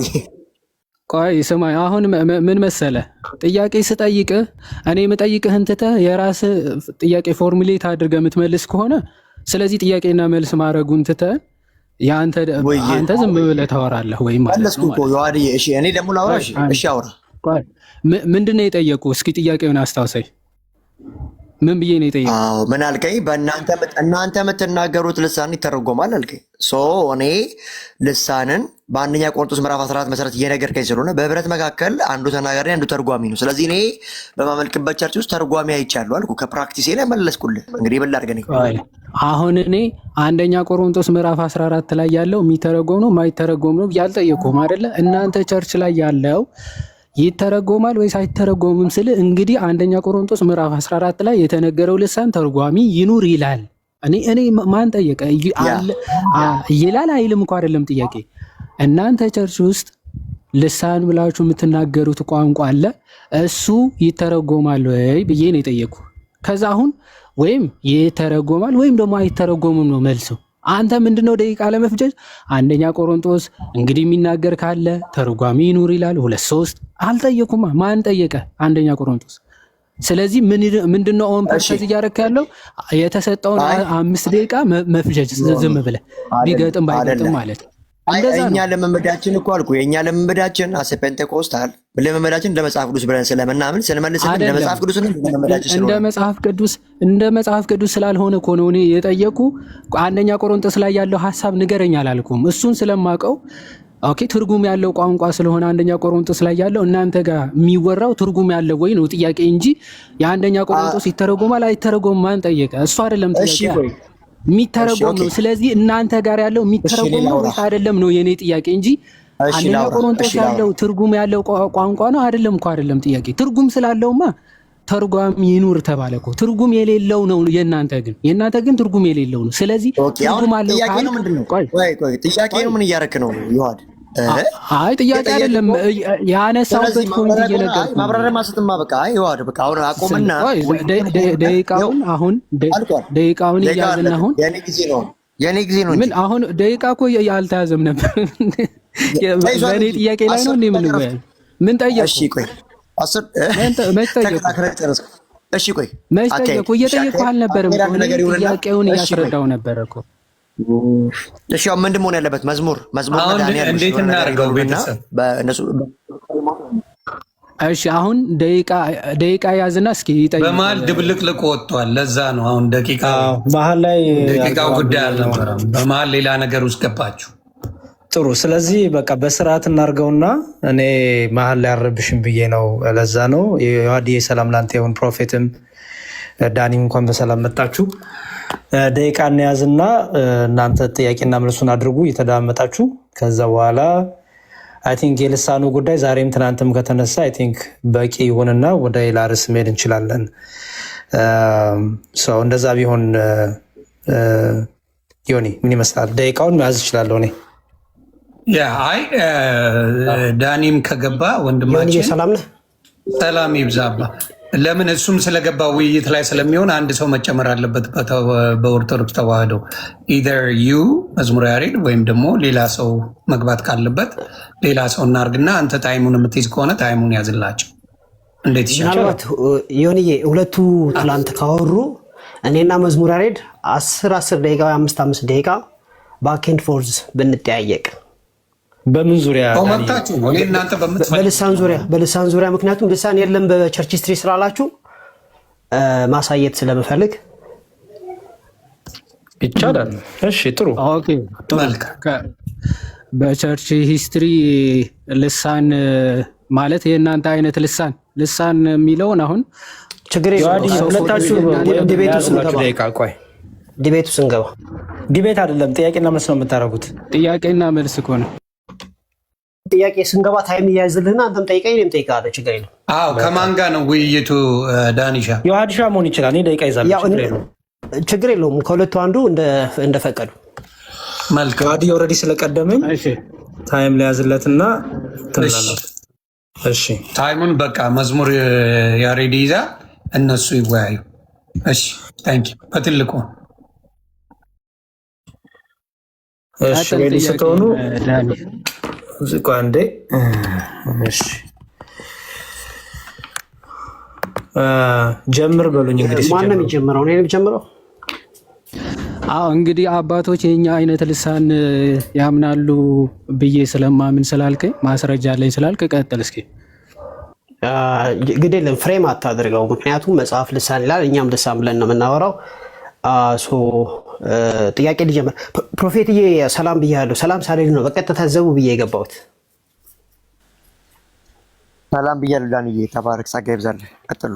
እሺ ቴንኪው፣ አመሰግናለሁ። ስለዚህ እኔ የመጣልኝን እዚህ በክፍተት ያየኋቸውን ክፍተቶችን የሚያመላክት የአባቶችን ጨምሮ ጥያቄ አቀርብልሃለሁ በጊዜ የምፈልገውን፣ ምክንያቱም ያው በድንገት ነው የመጣ ነው። አንተም ደግሞ የምትፈልገውን ጎደለ ብለህ የምታስበውን ያዋጣኛል የምትሆን ትጠይቃለህ። ተስማማል? ቀጥላ ያው ጥያቄ ከልሳን ጋር በተያያዘ ልሳን ላይ ፎከስ አድርጋችሁ ተጠይቁ። አዎ ልሳን ነው። ልሳን ኦኬ ጀምር። ኦኬ ጀምር። ቴንክ ዩ መዝሙር ያሬድ።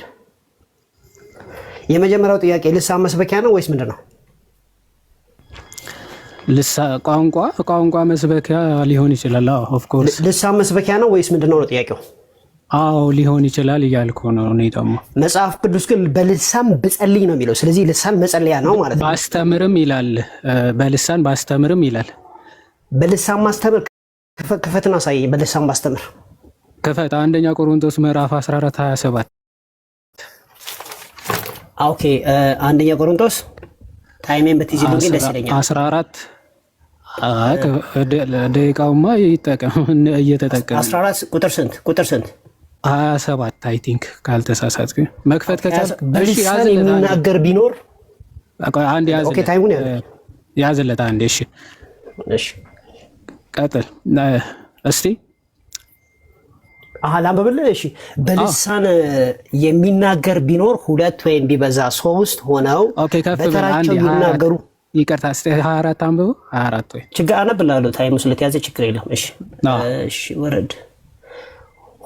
ሁሉ ትንቢትን ቢናገሩ ግን የማያምን ወይንም ያልተማረ ሰው ቢገባ በሁሉ ይወቀሳል፣ በሁሉ ይመረመራል፣ በልቡ የተሰወረ ይገለጣል። እንዲሁም ይልና 4 ነጥብ አድርጎ እግዚአብሔር በእውነት በመካከላቸው ነው ብለው እየተናገረ በፊቱ ወድቆ ለእግዚአብሔር ይሰግዳል። እንግዲህ ወንድሞች ሆይ ምንድን ነው? በምትሰበሰቡበት ጊዜ ለእያንዳንዱ መዝሙር አለው፣ ትምህርት አለው፣ መግለጥ አለው፣ በልሳን መናገር አለው፣ መተርጎም አለው፣ ሁሉ ለማነጽ ይሆን ይላል። ይቅርታ 19 ላይ እሺ አነብላለሁ። 19 ላይ ነገር ግን ችግር የለም ታይሙ ስለተያዘ አነብላለሁ። ነገር ግን ሌሎችን ደግሞ አስተምር ዘንድ በማህበር እልፍ ቃላት በልሳን ከመናገር ይልቅ 5 ቃላት በምን ከመናገር ለማስተማር በምን ከመናገር ነው የሚለው ነገር ሌሎችን ሌሎችን ደግሞ አስተምር ዘንድ በማህበር እልፍ ቃላት በልሳን ከመናገር ይልቅ 5 ቃላት በአእምሮዬ ልናገር ወዳለው የሚለው ማስተማሪያ እኮ መናገሪያው እኮ ነው እኮ በልሳን ነው ለማስተማር በልሳን እልፍ ቃላት ከምናገር ይላል ለማስተማር ነው አይል በቃ ጥቅሴ እኮ ነው አንብበው ና ደግሜ ላንብብላችሁ እንደዚህ ይላል ነገር ግን ሌሎችን ደግሞ አስተምር ዘንድ በማህበር እልፍ ቃላት ምን አደርግ ዘንድ አስተምር ዘንድ ነው አሁን እኮ ማስተማርና ልሳን ያወዳደረ አስተምር ዘንድ በምን እኮ ልሳንንና እንትንን ያወዳደረ ነው በምን አስተምር ዘንድ ነው የሚለው ቀጥሎ 14 ነው ማለት ቀጥሎ በምን አስተምር ዘንድ ነገር ግን ሌሎችን ደግሞ አስተምር ዘንድ በማህበር እልፍ ቃላትን በልሳን ከመናገር ይልቅ ማስተማሩ እዚህ ጋር ነው የሚመጣው በምን በልሳን አይደለ በልሳን በማህበር መካከል እንዳስተምር በልሳን ከመናገር ባስተምር ይሻላል እያለ ነው በአይምሮ ልሳንንና ማስተማርን እያወዳደረ ነው በቃ ችግር የለም እያነጻጸረ ነው ትክክል ነው ግን ማስተማሩ ነው ሲያስተምር በልሳን እልፍ ስማ ንጽጽሩ ሐዋርያ ቅዱስ ጳውሎስ ነገሮች ናቸው ማስተማር ነው የሚያስተምረው በልሳንና በአይምሮ ነው ስለዚህ በልሳን እልፍ ቃላት ከመናገር ግን የቱ ይሻላል አለ ኦኬ በአይምሮ ልሳን ማስተማሪያ ከሆነ ወደ ማስተማሪያው ጋር ከማስተማር ጋር ለምን አወዳደረው ዮሐድ ከማስተማር ጋር አይደለም ከአይምሮ ጋር ነው ያነጻጸረው ዳኒ ከማስተማር ጋር አይደለም ሁለቱም ማስተማር ነው ለምን መሰለ የአእምሮ ውጤት ስላልሆነ ማስተማር ናቸው ሁለቱም ማስተማር ይሄ ያንተ መረዳት ግን የሚበልጠው ምን መሰለ አይምሮ ነው በአይምሮ ማለት በመተርጎም በማብራራት ሲሆን ማህበሩ ይታነጽበታል ኦኬ ማህበሩ ይታነጽበታል ግን በሁለቱም ያስተምራል ሐዋርያ ቅዱስ ጳውሎስ ያ እንደዛ ነው እንደዚህ ይላል እሺ አስቀጥለው እሺ እንደዚህ ይላል መጽሐፍ ቅዱስ በልሳን ብጸልይ መንፈሴ ይጸልያል አእምሮ ግን ያለ ፍሬ ነው ለምን ተባለ ታዲያ ኤግዛክትሊ በመንፈስ ስጸልይ አእምሮ ያለ ፍሬ ነው ሲል አእምሮ እያለ ያለው ከምን አንጻር ነው ከህዝቡ አንጻር ወይም ደግሞ ከማህበሩ አንጻር ምክንያቱም እዛ ዝቅ ይልና ማህበር አላለ በልሳን ብጸልይ መንፈሴ ይጸልያል አእምሮ ግን ያለ ፍሬ ነው ያለው ኔክስት ቨርስ ነው ማሳየ ኔክስት ቨርስ ምን ይላል መሰለ አንተ በመንፈስ ብትባርክ እኮ መልካም ትላለህ አለ ግን ባልተማሩት ስፍራ የምትለውን ካልሰማ ለምስጋና እንዴት ብሎ አሜን እኮ በልሳን አይሰማም ይያል ማህበሩ ፍሬ አያፈራበትም ማለት ነው አይምሮ የሚለው ህዝቡ የሚሰማው ወይም ደግሞ ማህበሩ አይታነጽበትም ፍሬ አያፈራበትም ማለት ነው ያ ከዛ አንፃር ይሄ አንተ አፈታት ነው መጽሐፍ ቅዱስ ግን የሚለው በልሳን ብጸልይና በአእምሮ ብናገር ነው የሚለው ቅዱስ ዮሐንስ አፈወርቅ እዛ ክፍል ላፈታል አለ ቅዱስ ዮሐንስ አፈወርቅ ችግር የለውም እሺ በልሳን የሚናገር አባቶችም ስላልክ በየ ነው እሄዳለሁ ችግር በልሳን የሚናገር ለእግዚአብሔር ይናገራል ሲል በልሳን ስንናገር እኔ ተናጋሪ እግዚአብሔር ሰሚ ነው አይደለም ከዛ ማለት ይሄ ቨርባቲም እንደዚህ ንግግር ነው ማለት አይደለም ኤግዛክትሊ እንደዛ ላይሆን ይችላል ምን ማለት ነው ምን ማለት መሰለህ እኔ በልሳን ስናገር እግዚአብሔር ሰሚ ነው ለሰው አይናገርም ማለት እግዚአብሔር ኦፍ ኮርስ ሁሉንም ሰሚ ነው ትክክል እግዚአብሔር ሁሉንም ሰሚ ነው እኔ በልሳን ስናገር እግዚአብሔር ይሰማል ለሰው ግን አይደለም በሚስጥር ለእግዚአብሔር ይናገራል ነው የሚለው ቆይ በሚስጥር ለእግዚአብሔር ሰው አያስተውለውም ለሰው ሚስጥር ነው ይላል እኮ ሰው አያስተውለውም ለሰው ሚስጥር እዛ ያለው ሰው እያለ ያለው በቆሮንቶስ ስላሉ እነሱ የማይሰሙት ከሆነ እነሱ የማይሰሙት ግን እግዚአብሔር ግን የምትናገረው አንተና እግዚአብሔር ግን እግዚአብሔር የማይሰማው ግን ለሰው ይላል ወይ ነው ጥያቄው ለእግዚአብሔርም ምስጋና ታቀርባለህ ያለ ልሳንንና ትንቢትን ለምን አወዳደረ በጣም አሪፍ ትንቢት እያለ ያለው መጻሕፍትን ተርጉሞ አብራርቶ ለህዝቡ ማስረዳት ነው ትንቢት እያለ ያለው አይደለም ትንቢት ማለት ከእግዚአብሔር ለሰው የሚመጣ ነው ልሳን ደግሞ ከሰው ወደ እግዚአብሔር የሚሄድ ነው እዚህ ክፍል ላይ ምን መሰለህ ትንቢት እየተባለ ያለው መጻሕፍትን መተርጎምን መጻሕፍትን ማብራራትን እነሱን ነው ትንቢት እያለ ያለው ምክንያቱም ትንቢትን የሚናገር ማህበሩን ያንጻል ብሎ በግልጽ ሚስጥር ለምን ተባለ ልሳን ሚስጥር ለምን ተባለ ሚስጢር የተባለውማ ለምሳሌ እኔ ለአንተ የሆነ ነገር ብነግር ሚስጢር ብዬ ብነግርህ እሺ ሰው አያስተውለውም ለምን ተባለ ሰው አያስተውለውም ለምን ተባለ ሌላ ሰው አልሰማውም ማለት ነው ልክ እንደዚያ ሰው አያስተውለውም ለምን ተባለ ስማኛ ዳኒ ማህበሩ አዎ እዛ ያለው ማህበር የማይሰማው ልሳን ማለት እዛ ያለው ጉባኤ የማይሰማው ከሆነ ለነሱ ምንድነው ሚስጢር ነው ኦፍኮርስ ማለት ነው። እግዚአብሔር ግን አንተ ቋንቋ ነው አይደለ እያወራህ ያለው የህዝብ ቋንቋ ነው። እግዚአብሔር ግን ይሰማሃል። ለህዝቡ ግን ምንድነው ሚስጢር ነው ስላልሰማው። በቤተክርስቲያን ታሪክ እሺ፣ ወደ ቤተክርስቲያን ታሪክ እሺ፣ በቤተክርስቲያን ታሪክ ልሳን አለ ወይስ የለም? ልሳን አለ። የትኛው ልሳን እያልክ ችግር የለውም። የትኛው አይነቱ ልሳን በቤተክርስቲያን ታሪክ ሁለተኛው፣ በሶስተኛው፣ በአራተኛው አለ አይደለም? አለ። ልሳን ቋንቋ እኮ ነው። እንዴት ላይኖር ይችላል? አልጠየኩም እሱን አይደለም። ስለዚህ የቤተክርስቲያን ታሪክ ውስጥ ልሳን አለ ማለት ነው። አለ። አሁንም የት ይሄዳል? ኦኬ፣ እናንተ ቤተክርስቲያን ልሳን አለ? ኦፍ ኮርስ አለ። እኔ አንተ ሰምታችኋል። በነገራችን ላይ ልሳን በቤተክርስቲያን ታሪክ አለ ማለት ነው በ1906 አይደለም የጀመረው ማለት ነው። አይደለም በ1906 ልሳን በቤተክርስቲያን ታሪክ ውስጥ አለ አልከኝ አይደል? እንዴት ወደድክ? በብሊንግ ነው የጀመረው እንጂ ልሳን አይደለም የጀመረው። በብሊንግ አላልኩም እኔ ልሳን ያልኩት ልሳን በቤተክርስቲያን አለ አላልኩም። ልሳን ሳይሆን ሌላ ስፒሪት ነው። ቆይ በሁለተኛው መቶ ክፍለ ዘመን በኢሬኔስ ጽሑፍ ውስጥ ልሳን አለ የለም? ልሳን ቋንቋ ነው። ሌላ እናንተ በተርቱሊያን ጽሑፍ ውስጥ ልሳን አለ የለም? ምንድነው የምትለው? በቋንቋ አለ ምንድነው አለ የለም? በክሌሜንት ኦፍ አሌክሳንድሪያ ውስጥ ልሳን አለ የለም? ልሳን ነው ያልኩህ። በክሌሜንት ኦፍ አሌክሳንድሪያ ጽሑፍ ውስጥ ልሳን አለ የለም? ምንድነው የምትለው ዳኒ? ልሳን ምንድነው? ቆይ ምን እያልኩህ? ስለዚህ ልሳን በ1902 አይደለም የጀመረው ማለት ነው አይደል? ምንድነው ልሳንማ ከፍጥረት መጀመሪያ ጀምሮ በባቢሎን ነው። ባይዘወይ ይሄ ባብሊንግ ይሄ አሁን አንደኛ ቆሮንቶስ ላይ ተጻፈው ልሳን በባቢሎን ቆይ አንዴ ልንገርህ። በባቢሎን ህዝብ እርስ በእርሱ እንዳይግባባ ቋንቋ በዛ። በአዲስ ኪዳን በክርስትና ደግሞ የተጀመረው ምንድነው? ይሄ የበዛውን ቋንቋ መግባቢያ እንዲሆን መንፈስ ቅዱስ የሚያግባባ አድርጎ ቋንቋዎችን እንዲያውቁ ገለጠላቸው። ቋንቋ የሚሰጥ መንፈስ ከሆነ የመበጣበጥ መንፈስ ቅዱስ አይደለም። ችግር የለውም። ፓተርኑን ብሬክ እናድርገው። ትንቢትን የሚናገር ማህበሩን ያነጻል አይደለም? ትክክል። ልሳንን የሚናገር ግን ማህበሩን አያንጽም፣ ግለሰቡን ነው የሚያንጸው። ምን ማለት ነው? ራሱን ያንጻል። ምን ማለት ነው? አንድ ሰው ተናግሮ ይታነጽ። እሺ፣ ምክንያቱ ለምሳሌ እኔ እዚህ በትግርኛ እየሰበኩኝ እግዚአብሔርን እያመሰገንኩኝ እልል እያልኩኝ እግዚአብሔርን ባመሰግን ማህበሩ ካልሰማኝ ይታነጽበታል? አይታነጽበትም። እኔ ራሴ የምለውን ስለምረዳ ራሴን አነጻለሁ። እግዚአብሔርም ለልመናዬ፣ ለጸሎቴ፣ ለምስጋናዬ ምላሽ ይሰጠኛል፣ ያንጸኝ። እሱ ከዛ አንጻር ነው። ልክ ቁጥር 16 አንደኛ ቆሮንቶስ እንደሚናገረው ማህበሩ አለ ለምትለው ነገር ምላሽ ካልሰጠ አሜን ካላለ ምን ጥቅም አለው ብሎ እንደሚናገረው ከዛ አንጻር የአባቶችን ጽሑፍ ስትረዳ ወንድምነት ስማኝ፣ የአባቶችን ጽሑፍ ስትረዳ ጽሑፉን መርምረ ከመጽሐፍ ቅዱስ ጋር አስተያየተ ነው የምትቀበለው ወይስ እንዳለ ነው የምትቀበለው? ቤተክርስቲያን ነች የምትመርማ።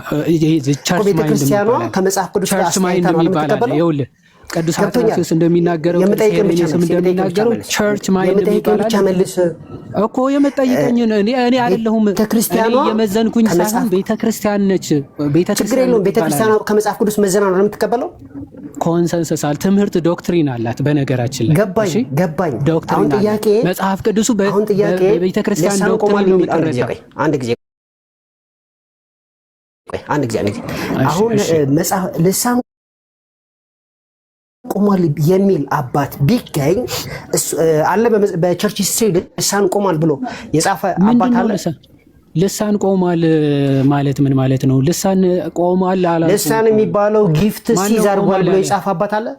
ማን ነው ቆሟል ያለ? ወገን እየሰማችሁ ነው። ልሳን አልቆመም አለ እየተባላችሁ ነው። እሺ በኢትዮጵያ ኦርቶዶክስ ተዋሕዶ ያንተ እኮ በብሊንግ ነው ሲጀመር። ይሄ አውት ኦፍ አወር ቶፒክ ነው። አሁን እኔን እየጠየቀ በብሊንግ የኔ ልሳን በብሊንግ እንደሆነ ታውቃለህ። ማስረጃ እኔ እናንተ ራሱ ባልተነጋገርን ነበር። ማይ ብራዘር በምልክት እኮ አይደለም እያወራን። ምን ለማለት ፈልገህ?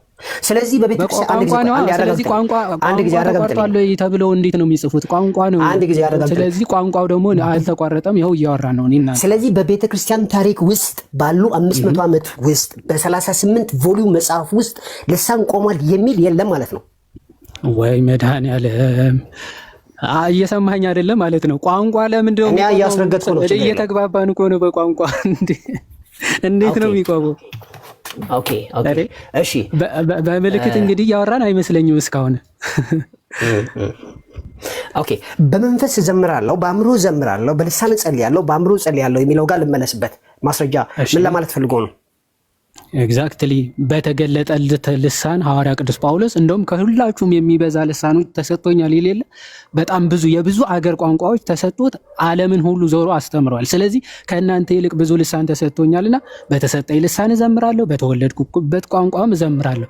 ስለዚህ ማህበሩ ወይም ደግሞ ህዝቡ በተሰበሰበበት መካከል ህዝቡ በሚናገርበት አመሰግናለሁ፣ ለእኔ ብቻ በተገለጠልኝ ወይም ደግሞ ለእኔ መንፈስ ቅዱስ የገለጸልኝ ቋንቋም በዛም አመሰግናለሁ ማለት። የኔ ጥያቄ አንድ ሰው በአእምሮዬም እጸልያለሁ በመንፈስም እጸልያለሁ ሲል ምን እያሰበ ነው? ልሳኑ ከአእምሮ አይደለም ማለት ነው? ኤግዛክትሊ አእምሮና መንፈስ እያለ ያለው በተወለድክበት ቋንቋና በመንፈስ ቅዱስ በገለጸልህ ወይም ደግሞ ለሐዋርያቶች ልክ በጴንጤቆስጣል የሰጣቸው ልሳን አለ አይደል? እሱ የተወለደበት። ስለዚህ በመንፈስ አንተ ትጸልያለህ፣ በመንፈስ ቅዱስ የገለጸላችሁ ማለት አዴ ለምን አልጸልይም? ማይብራ ከመቼ ጀምሮ ነው በመንፈስ መጸለይ የጀመርከው? እኔ በትግርኛ እንግዲህ በትግርኛ መጸለይ ያለው ትግርኛማ እናት ስታድግ የተማርከው ነው። ሳትማር የሰማይ ሳትማር የለመድከውን ቋንቋ መጸለይ ያለው በግዕዝ ጸልይ ያለው በአማርኛ ባልተማርክበት ቋንቋ ትጸልያለህ ወይ ነው ጥያቄ። ለምሳሌ የሐዋርያ ስራ ላይ ወዲያው ነው መናገር የጀመሩት። እንደዚህ አይነት ቋንቋ አንተ የምትናገረው ልሳን እኮ ለሁሉም አይሰጥም። ማይ ብራዘር እንግዲህ እኔ አልጠየቅኩም። እሱን የጠየቅኩት ጥያቄ በድንገት ባልተማርከው ልሳን ትናገራለህ ወይ ነው ጥያቄው።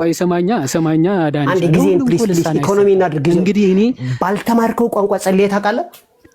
ማይ ብራዘር ልሳን ለሁሉም አይሰጥም ማለት አልጠየቅኩም። አንተን ወይም ደግሞ የሆኑ ሰዎችን በሙሉ ባልተማሩት ቋንቋ በድንገት ይጸልዩ ልሳን ለሁሉ አንድ ሰው እኮ ነው ያልኩት አይሰጥም እያልኩ እኮ ነው። አዎ እሱማ እያልኩ እኮ ነው። እሺ ምን ቃልቋል? እሺ መልካም ንገረኝ። እሺ 10 ደቂቃ ያዝና ጀምር በል። ኦኬ ጀምር። ዳኒሻ ከ1906 በፊት መንፈስ ቅዱስ በቤተ ክርስቲያን ታሪክ ውስጥ ነበር አይደል? በደንብ እንጂ ቤተ ክርስቲያንም ነበረች። 100% ተቋርጣ አታውቅም። በጣም አሪፍ። ይህ ልሳን የሚባለው በቤተ ክርስቲያን ታሪክ ውስጥ ነበረ ወይስ የተቋረጠበት ጊዜ ነበር? ነበረ። በኢሬኔስ ውስጥ፣ ተርቱሊያን ውስጥ፣ ኦሪገን ውስጥ፣ ዮሐንስ አፈወርቅ፣ ቄርሎስ፣ አንድ አባት ጥቀስና ትርጉም የሌለው ልሳን አሌክሳንድሪያ አንድ አባት ጥቀስና ትርጉም የሌለው ሰው የማያውቀው ልሳን አለ ብለው የተናገሩበትን አንድ ክፈት ማስረጃ ፖዝ አድርገው ዲያቆን ክሌሜንት ኦፍ አሌክሳንድሪያ የጳውሎስን ኮት አድርጎ በልሳን የሚናገር እንዲተረጉም ይጸልይ ብሏል። ትልቁ ላይ አድርገውና አራን እኔ የማይታወቅ ትርጉም የሌለው ነው ያልኩ።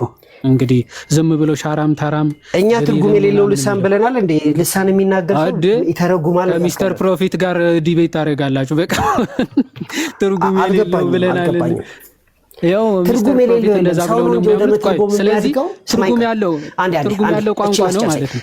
አንዴ ቆይ፣ ሰው ነው እንጂ ወደ መተርጎም የሚያድገው ልሳኑ የሚተረጎምና የማይተረጎም ተብሎ አልተጻፈም። ቴንክ ዩ። ስለዚህ ማይተረጎም የሚባል አፈር ድሜ የበላ ትምህርት ነው ማለት ነው። በጣም አሪፍ። መጽሐፍ ቅዱስ እኮ የሚለው ወደ መተርጎም ታድጋላችሁ። ዳንሻ ተመልሶልኛል። አንደኛ ቆሮንቶስ ምዕራፍ እኔ ልቀጥል። አንደኛ ቆሮንቶስ ምዕራፍ 10 ከቁጥር 42 አካባቢ ጀምረን ስንመለከት የቆርኔሌዎስን ታሪክ የተገለጠለት ልሳን የህዝብ ቋንቋ ነው ወይስ አይደለም? ቆርኔሌዎስ የሐዋርያት ሥራ ማለት ነው። አንደኛ ቆሮንቶስ ነው ያልኩት። ሶሪ ሐዋርያት ሥራ ምዕራፍ 10 ማለት ነው። እሺ የተገለጠለት ልሳን እንግዲህ ልሳን እና እነዛ አሕዛብ ልሳን ተገልጦላቸዋል አይደል? አዎ። የተገለጠላቸው ልሳን ሰው የሚያውቀው ልሳን ነው ወይስ አይደለም? ምንም የተገለጠ ነገር አላብራራውም ጸሐፊው። እግዚአብሔርን ሲያመሰግኑ ሰሙ ይላል እኮ አይልም? ነው ተቀበሉ ነው የሚለው። እግዚአብሔርን ሲያመሰግኑ ሰሙ አይልም? ኦኬ በልሳኖቻቸው ሲናገሩ እግዚአብሔርንም ሲያከብሩ ሰምተዋቸዋልና ይላል። ስለዚህ ምን ሲያደርጉ ሰምተዋቸዋል ማለት ነው?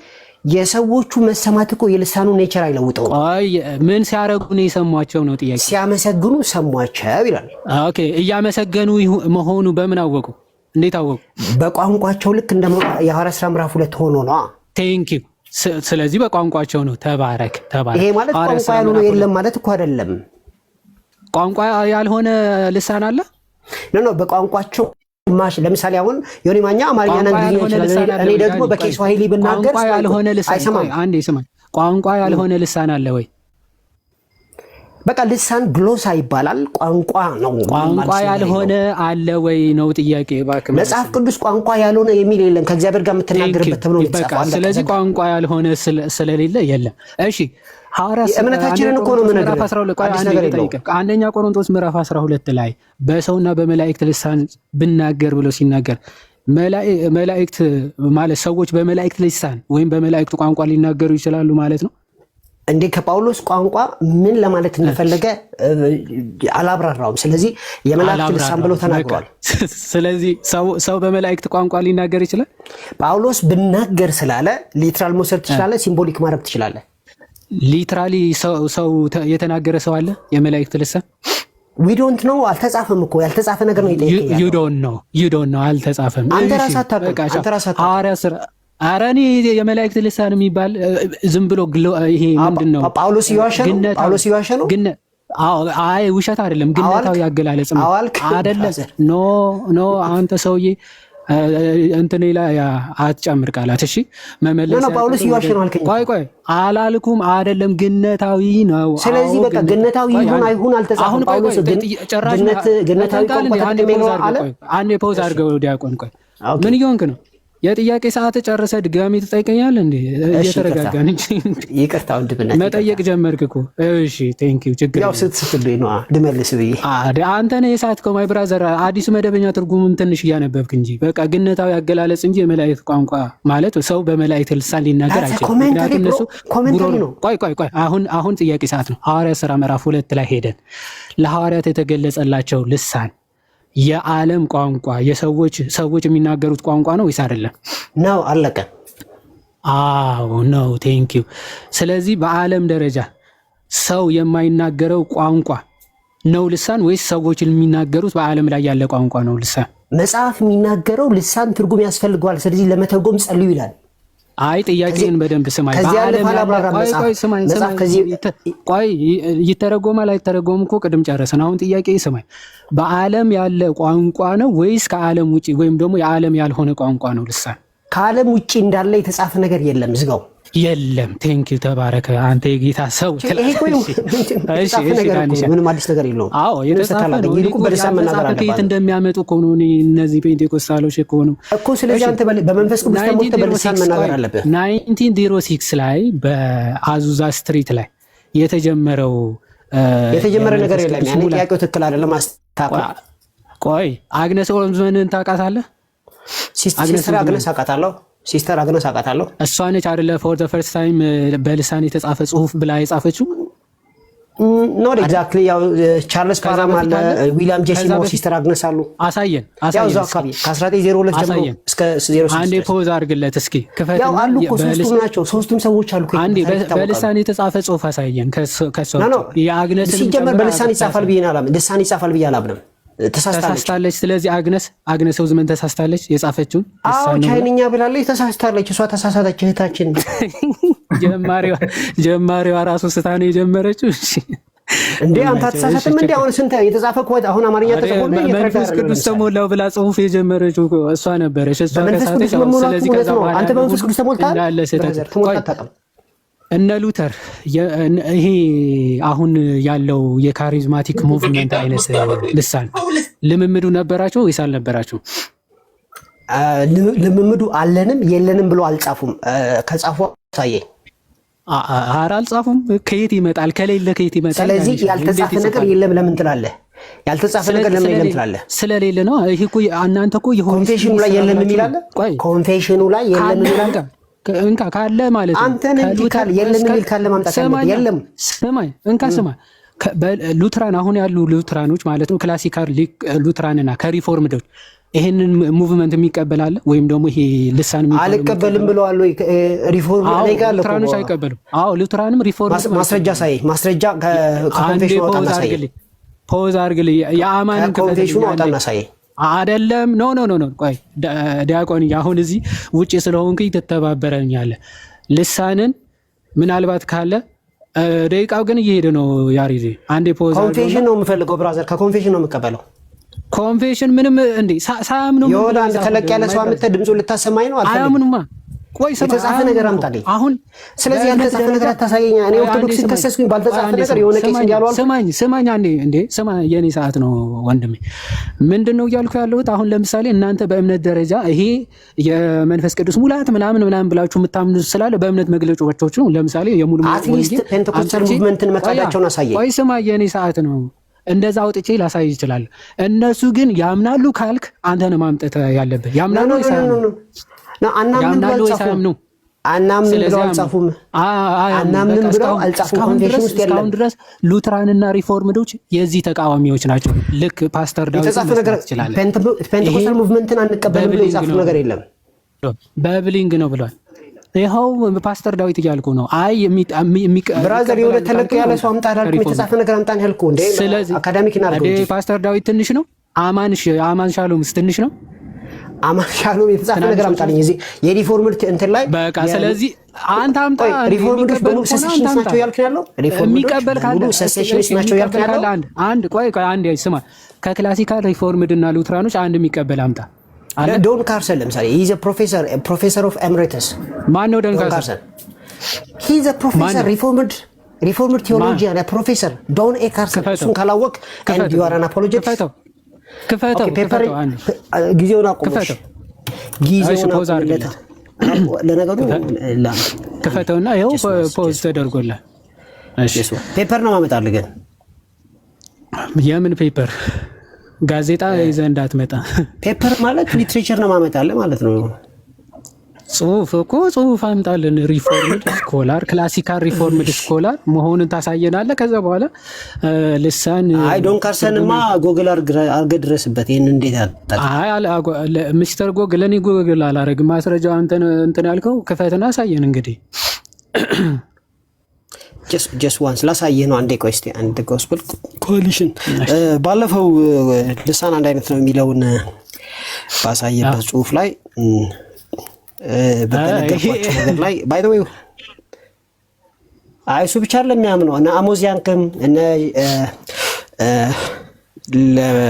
ጎደፊን አንድ አይነት ልሳን አለ ነው የሚሉት። ያው እየከፈትኩ ያለው እንዴ አንድ አይነት ልሳን አለ የሚልም እንዴ አንድ አይነት እኔ እኮ አንድ አይነት ሳይሆን የእናንተ እኮ ትርጉም የሌለው የሚለውን ነው እኮ የምትሰጠን። ማለት እናንተ የምታወሩት ትርጉም የሌለው እንዴ ጥያቄውን እንዴት ነው ስታዞር ትንሽ ፍሬቻ ተጠቀምና አንተ በልሳን የሚያምን አንድ ሪፎርም ዳምጣን ያልከኝ የጠየከኝ በልሳን የሚያምን አንድ አይነት ልሳን በልሳን የሚያምን አንድ ሪፎርም ዳምጣ አላልከኝ? ልሳን ማለት ይሄ የማይተረጎም ሚል ወይም ደግሞ በጸጋ ስጦታ የሚያምን አረ ጊዜውን አስኪዶ የተወደድክ። እሺ አይ ኖ እኔ እኮ ማስረጃውን እስክታመጣ ከሆነ ያዘል። እሺ እንቀጥል በቃ። ኦልሬዲ ወንድማችን ጥያቄው ነው ወጣው ዶን ካርሰን ላመጣለህ ስል ቀይረው። ቆይ እንዴ መች ቀየርኩኝ? ያው ፈልግ እኮ አልኩ። እሺ እስክትፈልግ እየጠየቅኩ ልሂድ። ዳኒ ባለፈው ምን ብለኸኝ ነበረ? የማይተረጎም ልሳን የሚባል የለም ብለኸኛል አይደል? መጽሐፍ ቅዱስ ላይ ወደ መተርጎም እደጉ ይላል እንጂ ይሄኛው ልሳን አይተረጎም፣ ይሄኛው ልሳን ይተረጎም። የማይተረጎም ልሳን የሚባል የለም አይደል? መጽሐፍ ቅዱስ ወደ መተርጎም እደጉ ነው የሚለው። እኔ የማይተረጎም ልሳን የሚባል የለም። በአጭሩ ለምናት በቃ ያንኑ ልሳን አንተ ካደክ ተተረጉመዋለች። እሺ ቸርቻችሁ ላይ ልሳን ይወራል አይወራም? ይወራል። አዎ ምን ጥያቄ አለው? እሺ ይተረጎማል። ኦኬ ተተረጉሟል። ኖ የመተርጎም ጸጋ ስጦታ ያላቸው የተወደዱ ወንድሞች እናቶች አሉ። እንዲተረጉም ይጸልይ ይላል። ተርጉመህ ታውቃለህ? እኔ ጌታ ይረዳኛል። ወደፊት ኔክስት ታይም ስመጣ ወደፊት ኦኬ። አንተ እኔ አወራለሁ ብለሃል። አንተ ስታወራ ተተርጉሟል? ባይዘው የሚተረጎምበትን አውድ ጊዜ ይፈጅብሃል እንጂ ለጉባኤ መልክ ተተርጉሟል ወይስ አልተተረጎመም? እኔ ራሴ ዲዘርን አደርጋለሁ። ስለምን በልሳን እየተናገርኩ እንዳለው አውቃለሁ። ተተርጉሟል ወይስ አልተተረጎመው? ዳኒ ልሳኔ ተተርጉሞ አያውቅም፣ ግን ስለማይተረጎም እኔ ስላላደኩ ነው። አንተ ራስህ ለምሳሌ ልሳን አትናገርም? ሐዋርያ ቅዱስ ጳውሎስ ቆይ አንዴ ጠያቂው እኔ ነኝ። ሐዋርያ ቅዱስ ጳውሎስ ካልተተረጎመ አርፈህ ቁጭ በል ብሏል አላለም? እና ታዲያ እኔ እዚህ በላይቭ መጥቼ በልሳን ሳወራ ሰምተህ ታውቃለህ? ለምን እዛ ማህበር ውስጥ ለምን በልሳን ታወራለህ? የማይተረጎም እኔ ማህበር ውስጥ ልሳን አውርቼ አላውቅም። ከሞላ ጎደል አውርቼ አላውቅም። ጉባኤ ውስጥ አውርቼ አላቅም አላወራም። እኔ እኮ የጠየቁህ እናንተ ቸርች ውስጥ ይወራል ወይ ብዬ እኮ አዎ እኔም ራሱ አወራለሁ ብለኸኝ እኮ ነው የጀመረው።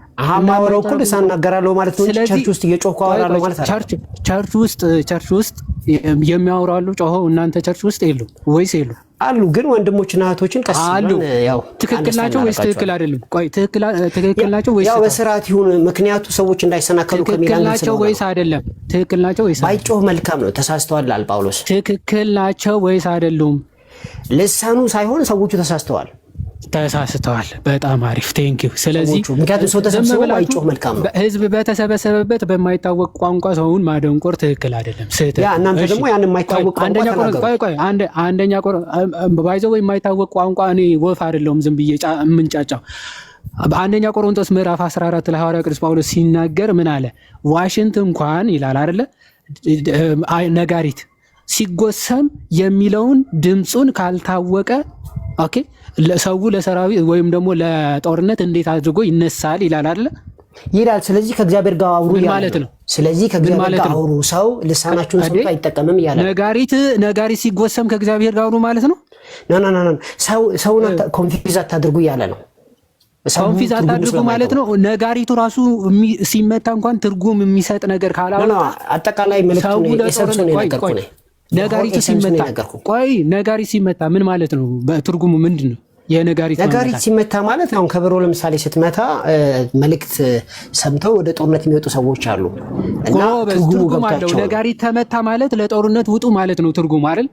ኤግዛክትሊ። ስለዚህ በቤተ ክርስቲያናችሁ ወይም በቸርቾቻችሁ የሚንጫጩ ሰዎች ከነጋሪት በታች ናቸው ወይስ አይደለም? የሚንጫጩ ስትል አልገባኝም። ማለት ትርጉም የሌለው እየተሳደብክ ነው? መንጫጫት ነው። የማይገባህን ነገር የሚያወሩ ማለት ነው። የማላውቀው ከሆነ ብረት ከብረት ጋር እንደሚጋጨው ነው። ምንም የተለየ አዎ፣ ልሳን አሁንም ቢሆን ምንም ያማረ ቢሆን ሰው እንዳይሰናከል መጠንቀቅ አለብህ። ስለዚህ ከነጋሪት ራሱ ያነሰ እንትን ነው ማለት ነው እናንተ ጋር የሚወራ ነጋሪት። መንፈስ ቅዱስን ጠየቀው። ለምን እንደዚህ አይነት ጸጋ ስጦታ ሰጠ ብለህ ጠይቅ። መንፈስ ቅዱስ አይደለም፣ ይቅርታ አድርግልኝ። እንደዚህ አይነት መንፈስ እና ማን ነው የሰጠው? እሺ ደቂቃ አልቋል። በጣም ጥሩ ውይይት። ማጠቃለያ አንስት ወገኖች። ማጠቃለያ የለም ዳንዬ፣ ምክንያቱም ውይይት ስላልሆነ ምንድነው የምናደርገው? ፕሮፌት ጥያቄ ጠይቃሉ። እንደ ሆስት እንደ ዮኒ ማነው መዝሙርዬ ዳንዬ አንዴ ወንድማን ቋንዴ ያረ አው ዲዮኒ አንዴ ዳኒሻ አንተም ብትሆን በምክንያት ነው የምትመራው። አንዴ ዳኒ አንዴ ያዳመጥክ። ለምሳሌ ፕሮፌትና ዮሐድሻ በጥያቄና መልስ ያደርጉ ማጠቃለያ አንስት አልተባሉም። ጥያቄና መልስ ነው።